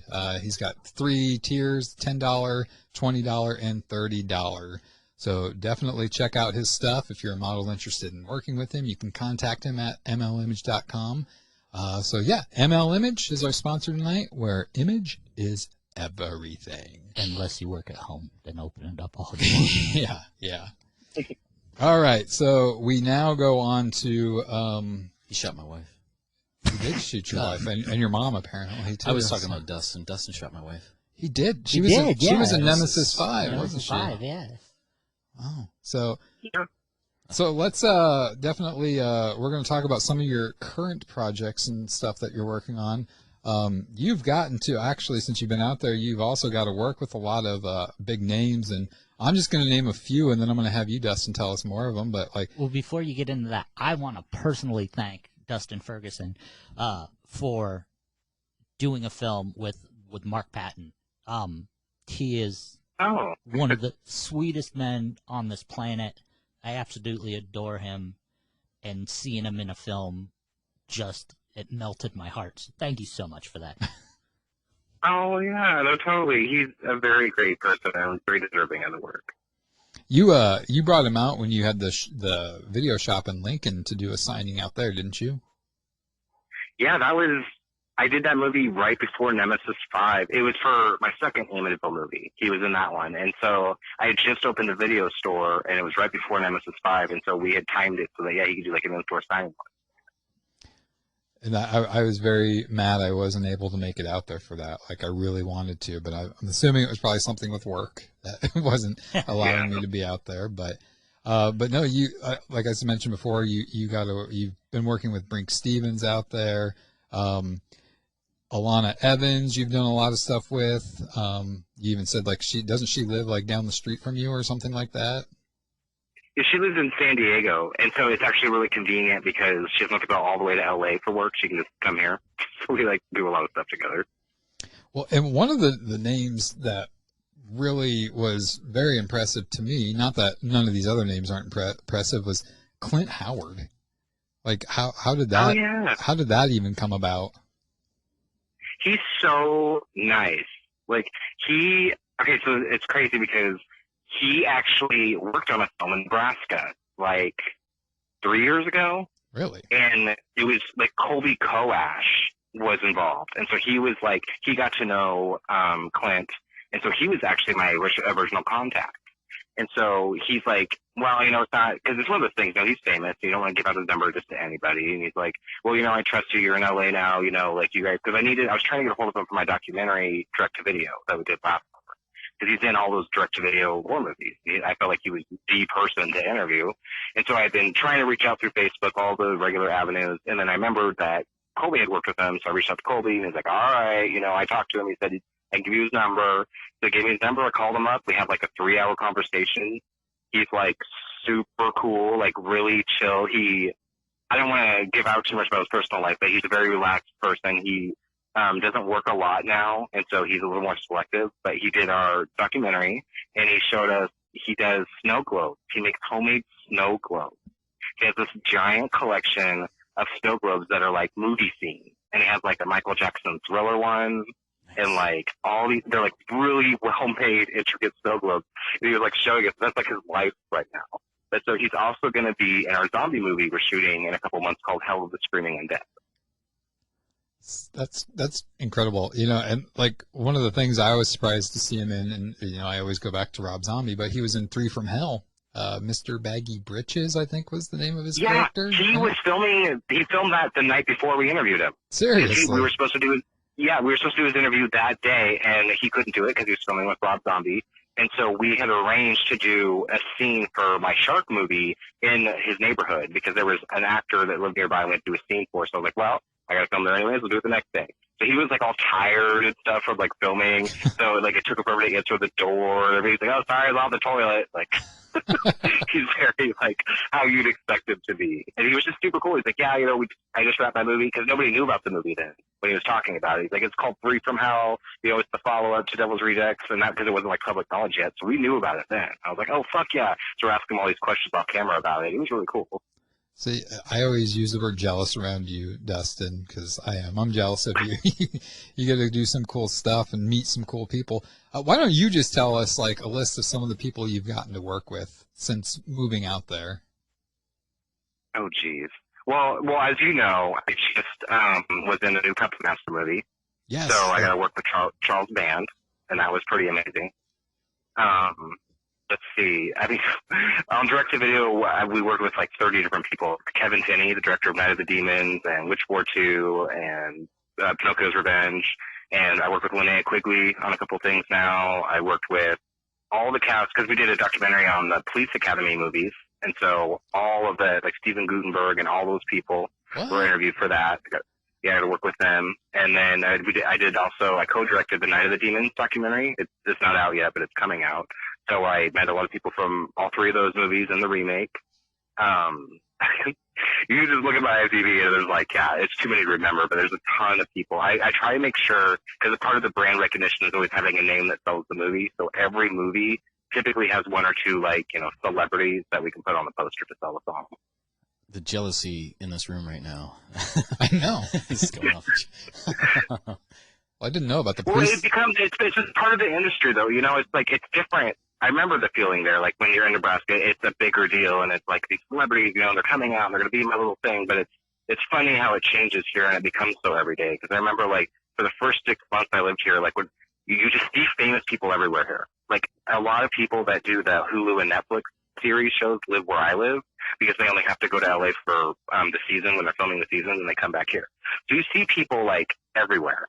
And so for the first 6 months, you're like, oh my God, oh my God, oh my God, oh my God. Like seeing different people, and then you're just like, yeah. And they're just like regular people. This is what they do for a living. Well, and that's kind of too, like, you know, I say like that and stuff, like, you know, I'm jealous and whatnot, but, you know, I'm very, and not to sound like conceited, but it's like, I don't get like starstruck around celebrities. Cause like I used to have a job where I worked at the event center doing like security, and I got to meet a lot of the famous acts and stuff like that. And like you said, you kind of get used to it and whatnot, especially when you get to be backstage where most people dream to be at and stuff. But like whenever I work with people, whether it be on a movie or like the wrestling promotion that I run when we bring in like a big name or whatever, like you said, you don't really like get starstruck. I'm always professional around them, and they're there to do a job, and it's kind of, you're very professional about it. And I mean, yeah, it would be, I am jealous of the fact that, I mean, you get to see these people all the time and eventually get to work with them possibly. But I know I had mentioned Alana Evans earlier. I know I had contacted her several years ago to play a part in a movie that I was doing, and for budgetary reasons, it wasn't able to happen. Not that I'm not saying like she's expensive or anything like that, but you know, the budget basically was coming out of my own pocket. I've tried like, what are those called? Like GoFundMe and stuff like that, crowdfunding, and those don't really ever work and stuff. So, you know, it was kind of disappointing not to be able to have her. And I mean, there's other celebrities that I've reached out to, and then it didn't work because of budgetary reason. Is it easier for you? I mean, you don't have to, you have somebody for you that basically reaches out to these people or has them lined up for you, correct? No. That's what a lot of people is a common misunderstanding. My manager is there to promote me and my brand. He doesn't get me jobs. He doesn't line up people for me. He does little things like, well, I have to give a shout out to him, Joe Williamson, my manager, who's probably going to listen to this. I love him dearly, like a dad. He does a lot for me. Like, he gets a lot of my locations for me. Like Mel Novak, who's a big, actor, and the other people I work with, he'll arrange and set up so that it's convenient for me and I can work with those people. But really, I do all the work myself, and he's just there to spread the awareness, to get me the press releases, to get the articles in the magazines, to get the PR out. And so that's more like what my manager actually does. And what a lot of people, I think from the outside, I remember even as myself outside of Hollywood, I see this giant thing. There's Hollywood, there's celebrities, there's famous people, all this stuff. But just like Lincoln in Omaha, it's a small little community of filmmakers that once you've been here long enough, you know everybody. Like every premiere I go to, every red carpet I go to, I know a lot of the paparazzi on a first name basis. Like Uncle Bob's my favorite photographer. He takes the best pictures of me, and I know that it'll get on Getty Images. So it's like you start to learn those things living out here, and it becomes like this weird community where it's like as big as it seems to the whole world, it's really small. It's a very small group of people that are all kind of working together. Justin, do you have something? No. Oh, I thought you were about to say something. So I'm gonna ask you this too. We talked about your movie making career and all that stuff, but you're also as we brought you in, the song that played Hit Stick, you're also a musician as well.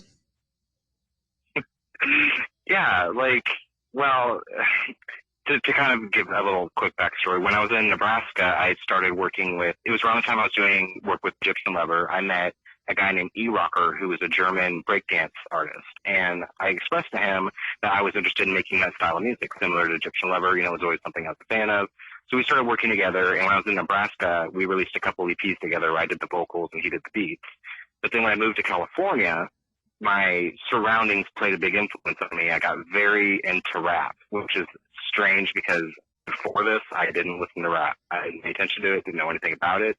And I completely fell in love with the scene here because it's very prominent. There's a big Instagram scene with rap music, and it's all over LA. It's all over Hollywood. It played a big influence to me as an artist because I was able to take animosities in my life, stresses in my life, and instead of venting them through my movies like a lot of filmmakers do, I had an outlet, which was the rap music, because that's good for that. Rap music's about talking about your struggles in life and the things that piss you off and all of that.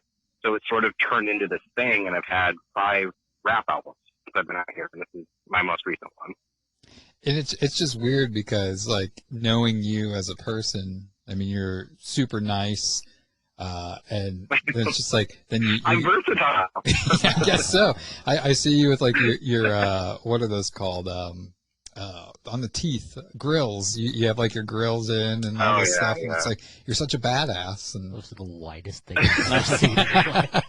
Well, I've never been stereotypical. I mean, obviously, I'm not like most other filmmakers. I do things differently, and I think that it's interesting because I'm white and I'm gay, but at the same time, that's not who I am as a person. I'm all these different things. I'm multifaceted, just like everybody, and I think that I can be a fan of rap music and still be who I am. And for just like actors, it's a big act. Like, rappers don't act that way 24/7. It's for the pictures, it's for the albums, it's for the music, just like anything. And so I can put that act on. I can go out there and do the rap thing, perform, and do pictures, and then come home and still be me.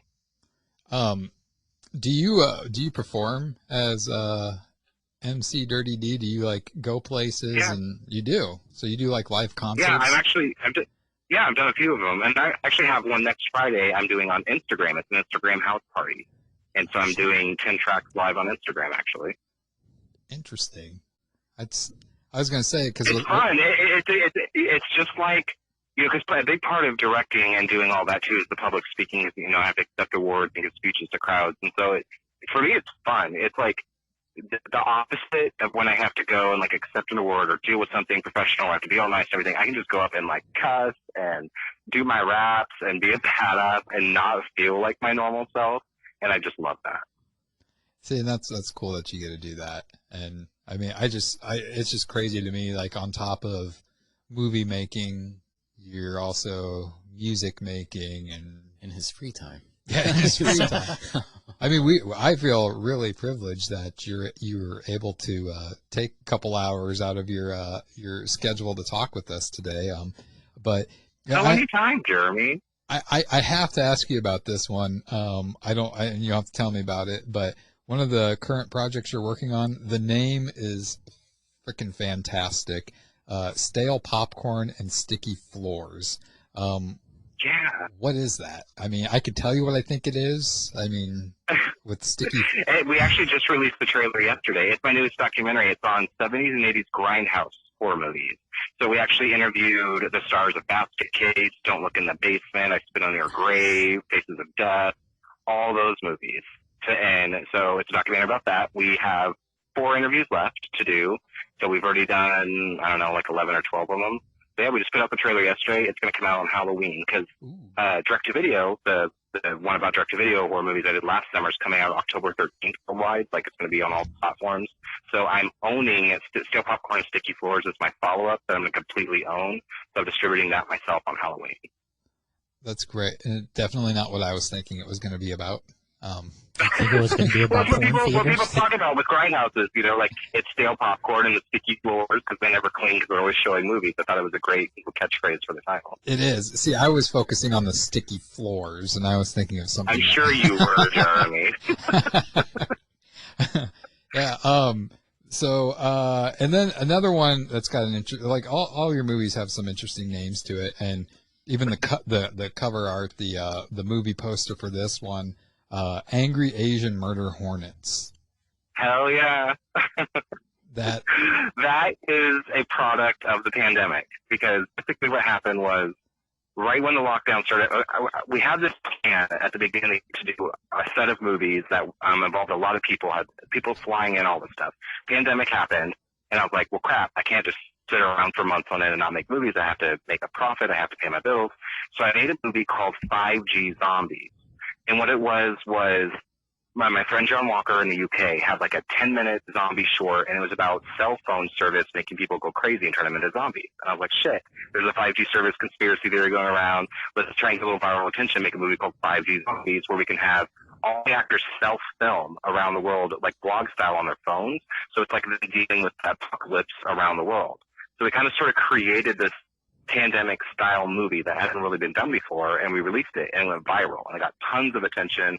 My friends list filled up to 5,000 that week. It was just like insane. I was getting interviews.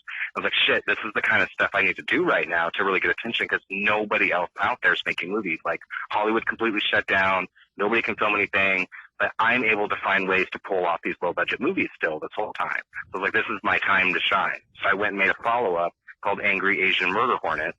And the title alone, because the Murder Hornets are, on Facebook, people are talking about the Murder Hornets are here. So we made a movie like that. It's giant CGI Murder Hornets, and it was really successful. So then we did Ebola Rex, which we just finished, the killer T-Rex with Ebola. And they were all big successes for me, and they're kind of like the most recent things that have really got me out there. So I think all of your films you have in pre-production right now, I think Amityville in the Hood is what I'm most excited. Just reading the premise of it just had me corpsing pretty hard. And it was a question I had for you on the other two, the Evil Never Dies and the Amityville. Was it Legacy? Yeah. On the promotion for those two, you had pictures of the Ocean Avenue house. Did you go to Long Island and get those pictures? Were those ones you took? No, I have a friend of mine that actually built that. It's a model home. He built he built for the movie, yeah. And so he shot it in New York because that's where he lives. And so he had gotten us a bunch of shots of it from different angles that I told him, and we used that for parts 1 and 2. And I actually just talked to him 2 days ago because he's going to give me some new shots that we're going to use in the third one. Those are fantastic. And a lot of people. Oh, thank you. And a lot of people don't know because on IMDb it hasn't been changed, but those movies were picked up by Wildeye, and the first one, Amityville Legacy, just came out this last Tuesday as Amityville Toy Box. Okay. So it's available everywhere on all platforms. And the one with Mark Patton that used to be called Amityville Evil Never Dies is now called Amityville Clown House. Okay. Because Wildeye which is interesting. Wild Eye went into both movies and filmed additional footage. They filmed like a clown story that attaches both movies. So now it more solidifies it as a cursed object entry by what they did. And so I'm really happy with it. And the posters look fantastic. That's great. You mentioned clowns, and this was something that was in my notes earlier too. So one thing, another reason why I am indebted to you, Dustin, is because with the Shadow's Edge, there was a whole thing with editors to edit the movie, and that's why it took so long to come out. Well, you stepped up to the plate, and you said, hey, I'll edit the Shadow's Edge for you, and you did it in quick time like normal. And I know you were probably getting annoyed with me because every time you'd complete a version of it, I would have all these notes, and then you'd have the second edit, and I would have more notes, and you're just like, oh my God. But so it went on in the Shadow's Edge, and it would have never came to, well, it would have taken a lot longer if it wasn't for you. So I thank you for that. But the name of it changed recently for a project you were involved. It went from Shadow's Edge to House of Clowns. And a lot of people don't know that it got major distribution. Wild Eye has it now. Mm-hmm. And because I released it through my streaming channel as House of Clowns, because we have the horror host. I have a horror hostess named Malvalia, the Queen of Screams, and she's kind of big here in LA. And so she hosted 4 movies for me, and I picked that as one of them for the host so we could re-release it. And the Wild Eye saw it and picked it up. Yeah, and that's crazy. I was going to say too, I went on Amazon, and the Shadow's Edge is on Amazon. Can you guess how much they're selling the Shadow's Edge for? Yeah, I went online to buy it to. Oh, it's not a friend. It's from. Yeah, is it like $50? $50 for the Shadow's Edge. Tickets were like $5. I wouldn't even pay that for my own movie. I was just like, I mean, because there was like a whole thing. I mean, it got picked up by I believe it was called Retrosploitation. Was the name of the company? Yeah, it's a copy that's $50. Yeah, because they went. Because he put out all my Black Street Forest movies. He's the one that hired me for Trigger Camp that we did. So he put out all those movies back in 2013, and they haven't had a print since like 2016 or 17. So like if you go, like Shadow's Edge, Black Street Forest movies, if you search for it, and Doll Killer, if you search for those on eBay, they're like, hey, we're $50 to $200 fees, and people pay them. It's crazy. Holy cow! You need to start working off your name. No kidding, I guess. But we got Jeremy Lubash on the podcast. I know. Well, there's a lady I work with who's had a copy of the Shadow's Edge for years, and she finally, like a few months back, had me autograph it. And that's it's like worthless now. I was going to say the opposite. Actually, if it can go for $50 unsigned on Amazon, man, she could get at least $53 out of it with my name on it. So I actually, too, another movie I want to talk about that's coming out on September 1st is Ebola Rex. I watched the trailer to that the other day, and definitely, the name is great. As I said, the names of his movies definitely grasp your attention. Where did that Ebola Rex come from? Like, I just watching the trailer for it was quite interesting. Where did the idea for it come from? Yeah, like the idea for it and all that stuff for Ebola Rex. Well, I'm just, like I was saying before with the pandemic, it's not a lot of people are producing things. I'm trying to do something that is exploited the way that they did in the 70s that is going to get viral attention, because that's what it's about to succeed. And so I was kind of riding on the type of attention that 5G Zombies got with Murder Hornet. And then with that, this was sort of the follow-up. And a lot of people haven't seen them yet, don't know they're all sequels to each other. They actually mention the previous movies in the next movie. And so they're in the same universe. And so the basic story with Ebola Rex was that during a Dino Lives Matters protest, a person broke into the science lab and injected the dino with Ebola, and it went on a rage and broke out in downtown LA and was killing everybody. And a big reason I decided to do a dinosaur is because I live at like 20 minutes from the dinosaur park from Pee-wee's Big Adventure. And so we were able to go over there and film, and so we have a bunch of scenes we filmed over there. That's probably one of the craziest. Yeah. Very interesting. Wow. It's like tickling my heartstrings. Like, this is the type of horror that I grew up watching. Right. And it's everything I love about horror. Well, and that's why I do it. And like I was saying, that's when I started because I was just a fan. And I want that. That's what kind of separates me from some of the filmmakers out here. Is everybody's doing it as a business and to pay for their mansions and their boats. And I'm doing it because I want to make fun horror movies that in 20 years people will still like, you know, that are like people that want to follow and that are inspired by my youth. And that's why a lot of my post arts are homages and the movies I do are throwbacks because I'm trying to keep that era alive. And for some people saying like, oh, we filmed at the same place, Pee-wee's Big Adventure would mean nothing. But to other people, it's like, holy shit, you were there? You know, it's like, it's a big deal for people like that. And it was so cool because what I did is I took screenshots from the movie on my phone. And then when we went out there, we recreated with our camera the same frame. So it's like the same 4 main shots of the dinosaur park we recreated in a Bolarex. And we have my partner Jared's going around taking pictures of the dinosaurs, and then he goes up to the T-Rex that's posed as if he's a fake dinosaur, and he takes the picture, then it comes to life and comes down and eats them. Nice. Well, and we just reviewed on our last podcast, we reviewed the movie Rubber, and I think the thing that we talked about the most is the gas station they filmed that in the movie Rubber was Captain Spaulding's gas station. And I think that was... And then the hotel. And then the hotel. And that was, I think, the best part about that movie is we were able to talk about that. It's just those little throwbacks that you find and you love. Like the movie... Well, that's the best...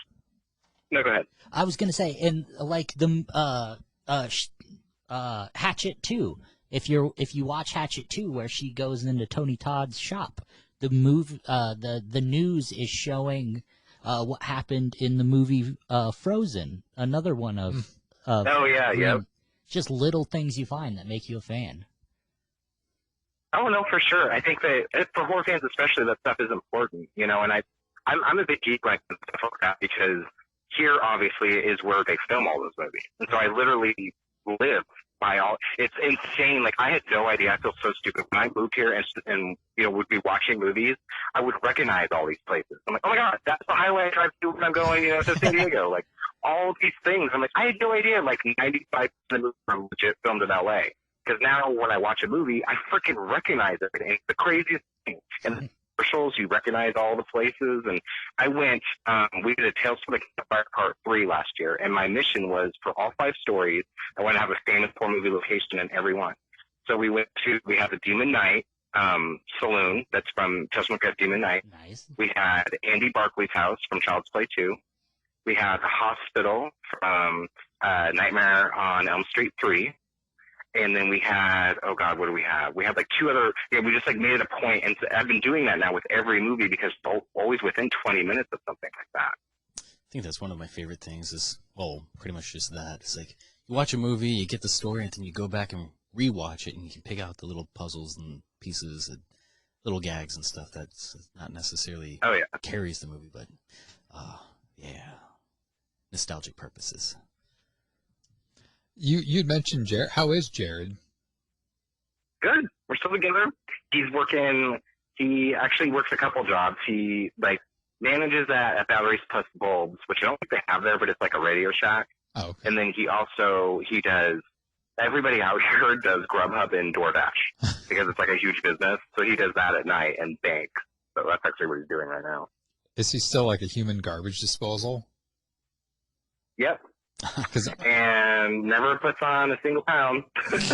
I just remember that on sets. It's like if we had food and it was just like we were done filming, he was just chowing down everything. I remember him with on cheerleader camp. I thought the same. I'm like, how is he not fat? He's just like eats. Yeah, he has a really high metabolism. I'm actually finally thinner than him though because I have to work at it, and he doesn't have to. He can just like take it out. He eats like twice the amount of calories you're supposed to for his body weight. Has nothing. Like, are you fucking serious? I'm just getting bigger out here. I'm getting the pooch belly and all that stuff. Too much runs, huh? Yeah, no. I was pretty overweight there too. I think that, well, it's an environmental thing. I think out here, everybody's thin because it's like you go outside and you just exercise a lot. You know, like you don't, it's a subconscious thing. Like you're out more, you have to go places, you hike a lot, and you just kind of end up losing the weight. Tofu and cashew milk. Oh, Well- it's possible to eat terrible out there. Let me tell you. Well, I think we're going to wrap up here with you, Dustin. It's always a pleasure with you, but before we do that, I do just want to do some final plugs here for you, and if I miss something, feel free to add it. But Angry Asian Murder Hornets is available now on DVD and video on demand from SCS Entertainment. Ebola Rex is available on DVD and video on demand on September 1st. And you can listen to your album World Domination by your alter ego, MC Dirty D, which is available on Dat Piff. Is there anything I missed or anything you want to add to that? I guess if you want to, or a fan of Puppet Master, check out Blade the Iron Cross. It's on Amazon and Full Moon Direct. I was a production assistant and actor in that. And also, I can say on your show that we're working on the Killer Tomatoes remake. So watch for news involving that. Lonnie's face just lit up. I just literally shit my pants with excitement.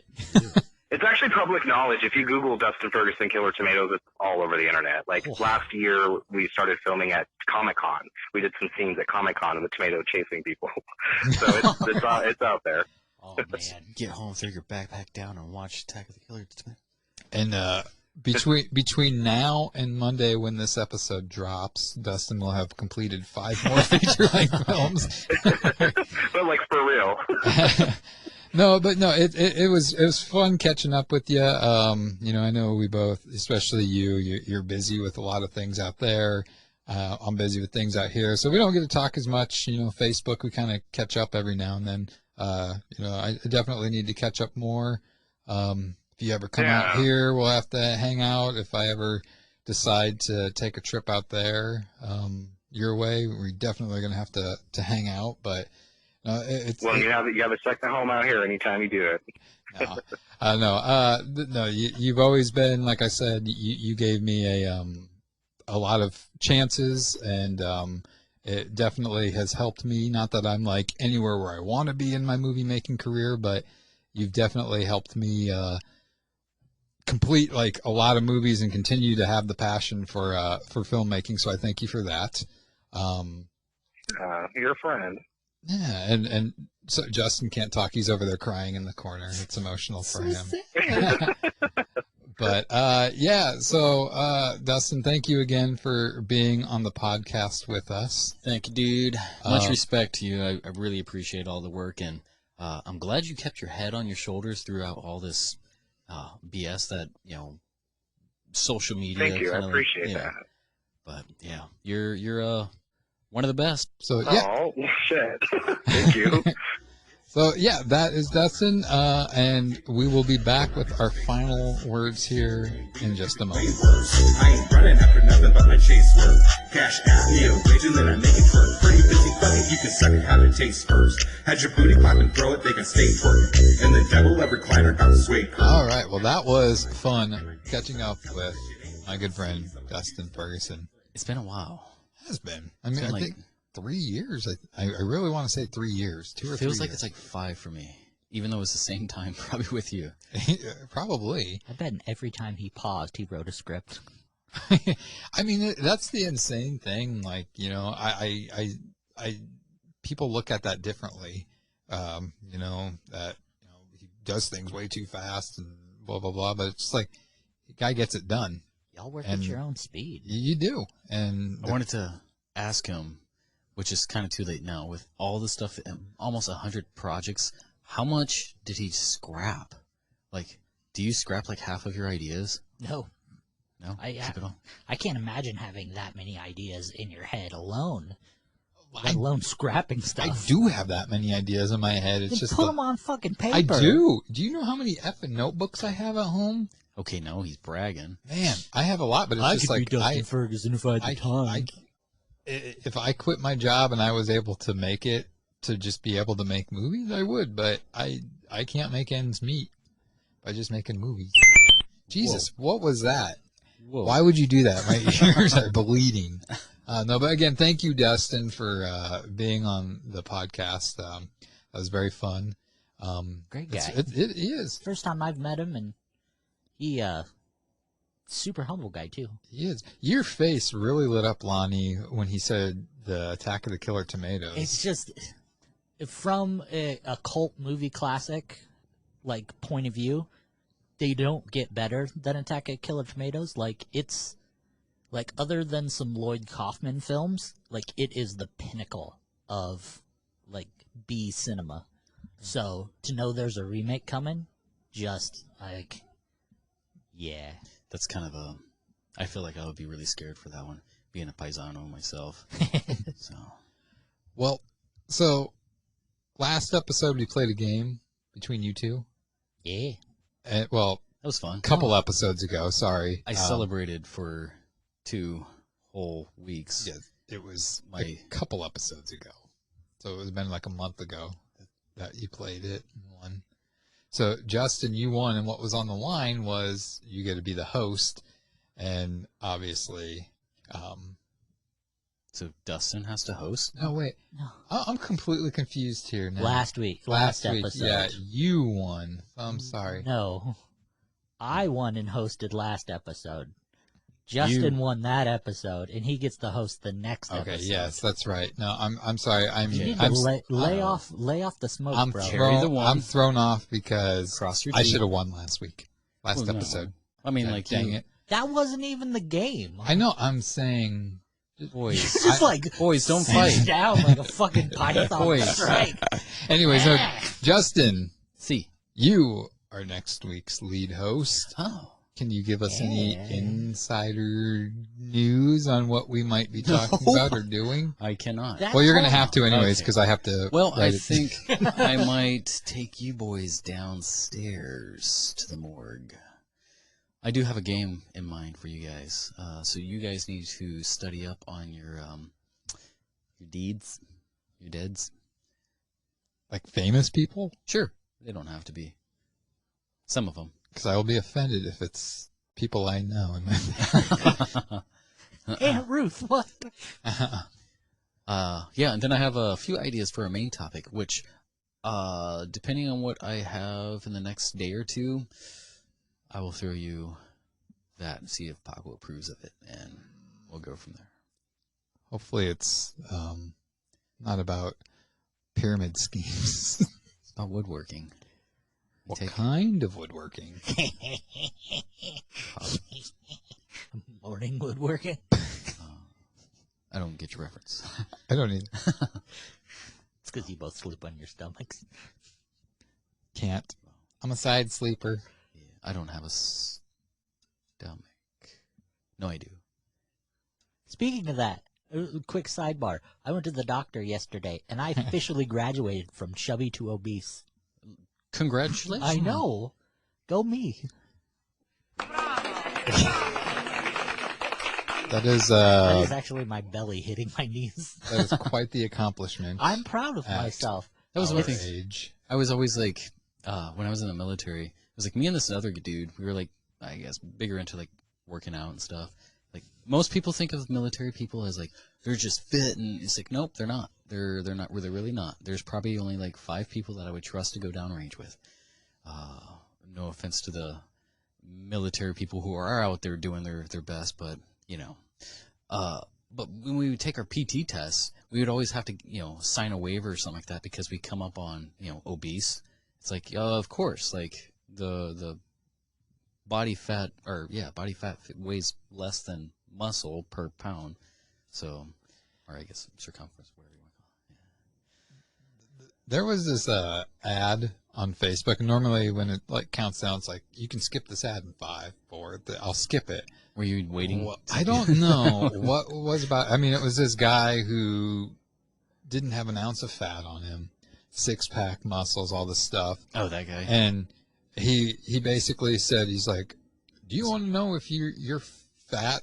I mean, he said it in like a nicer term, but he's like, here's a test you can do. He's just like, grab right here and your stomach, and he's like, squeeze together. He's like, if you can fit fat in the palm of your hand, you're fat. And so basically I'm like, well, yeah, my hand is like, my fat is like going through my fingers. Like you're grabbing one of your muscle rolls.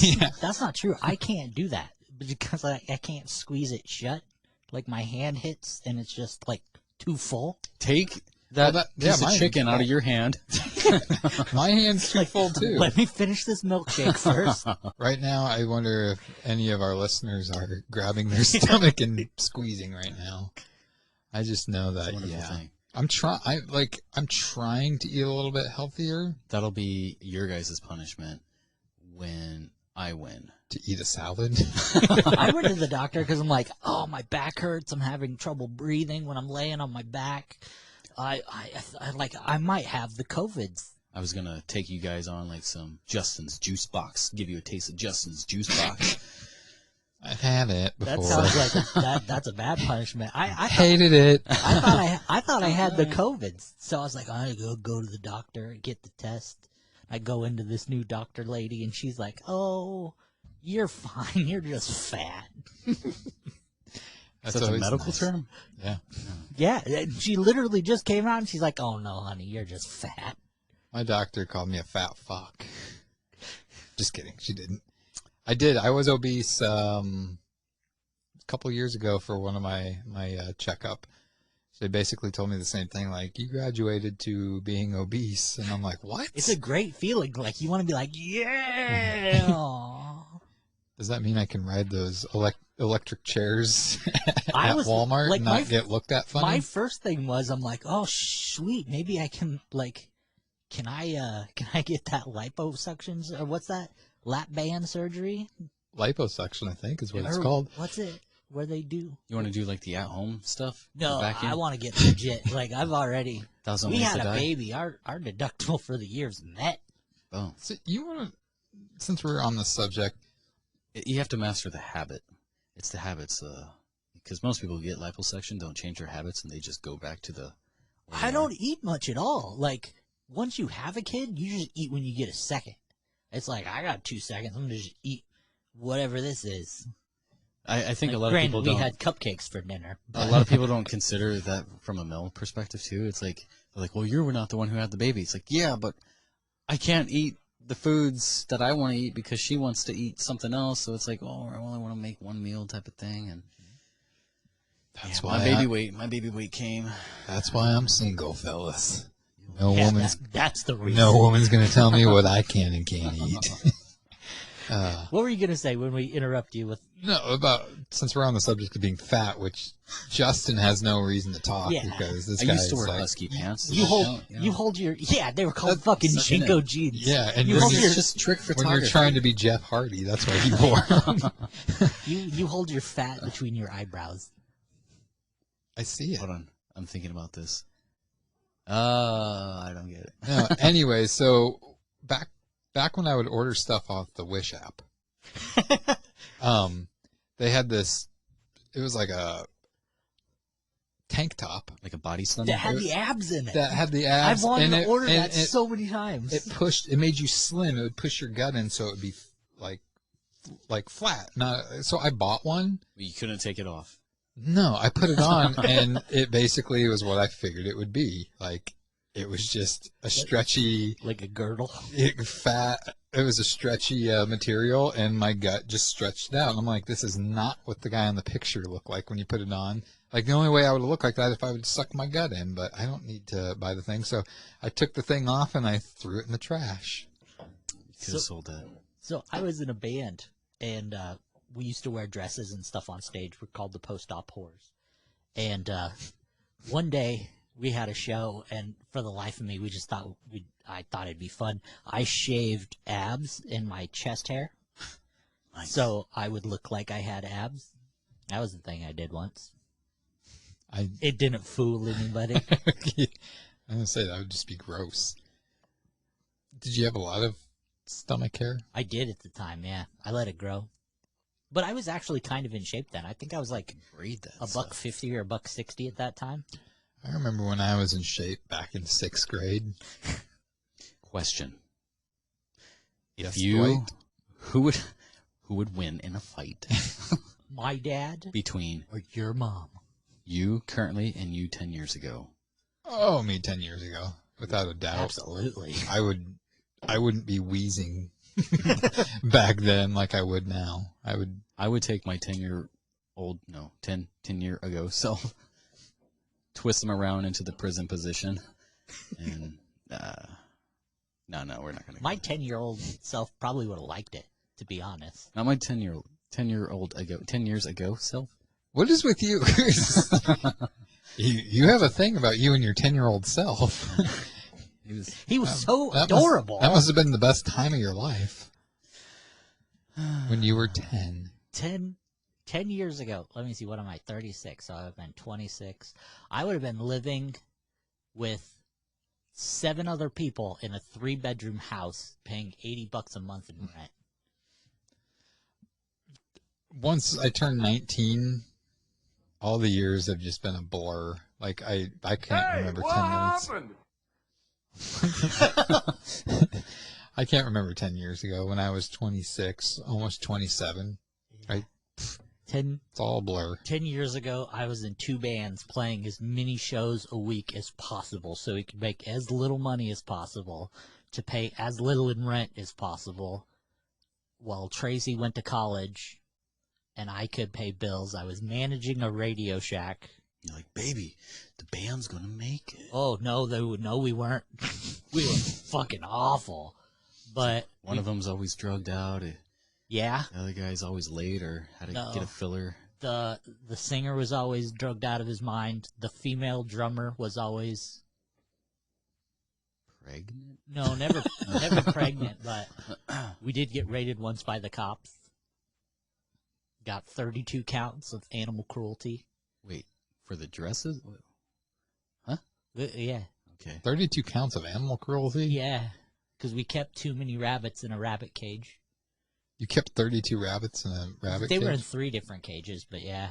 So 32 divided by 3. We made a horror movie once, and we filmed most of it in a bathroom, and and Tracy can tell you this, I slipped getting out of a bathtub trying to run on bathroom floor, and I had covered in fake blood, and I slipped and hit my face on the sink, and had That's a bloody, when you developed bloody nose.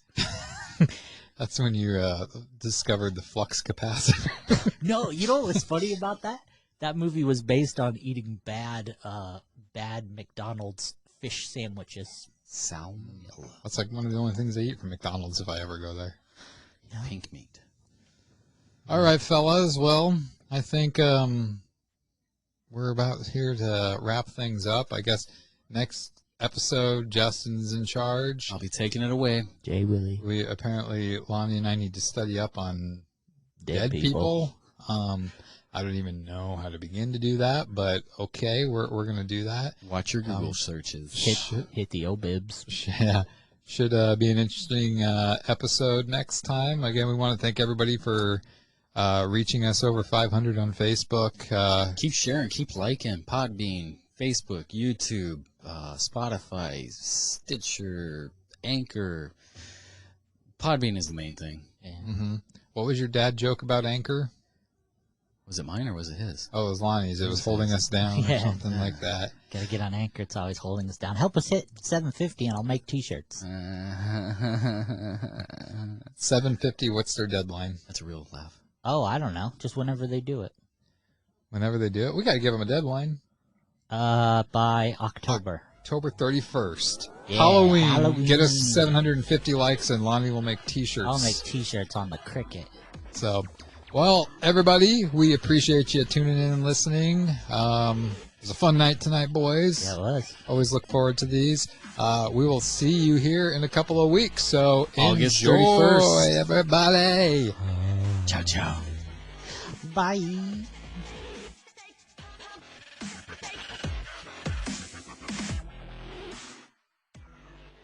Thanks for listening to this week's episode. Join us next time for more absurdity that only the guys from the Boundless PodTrap can bring you.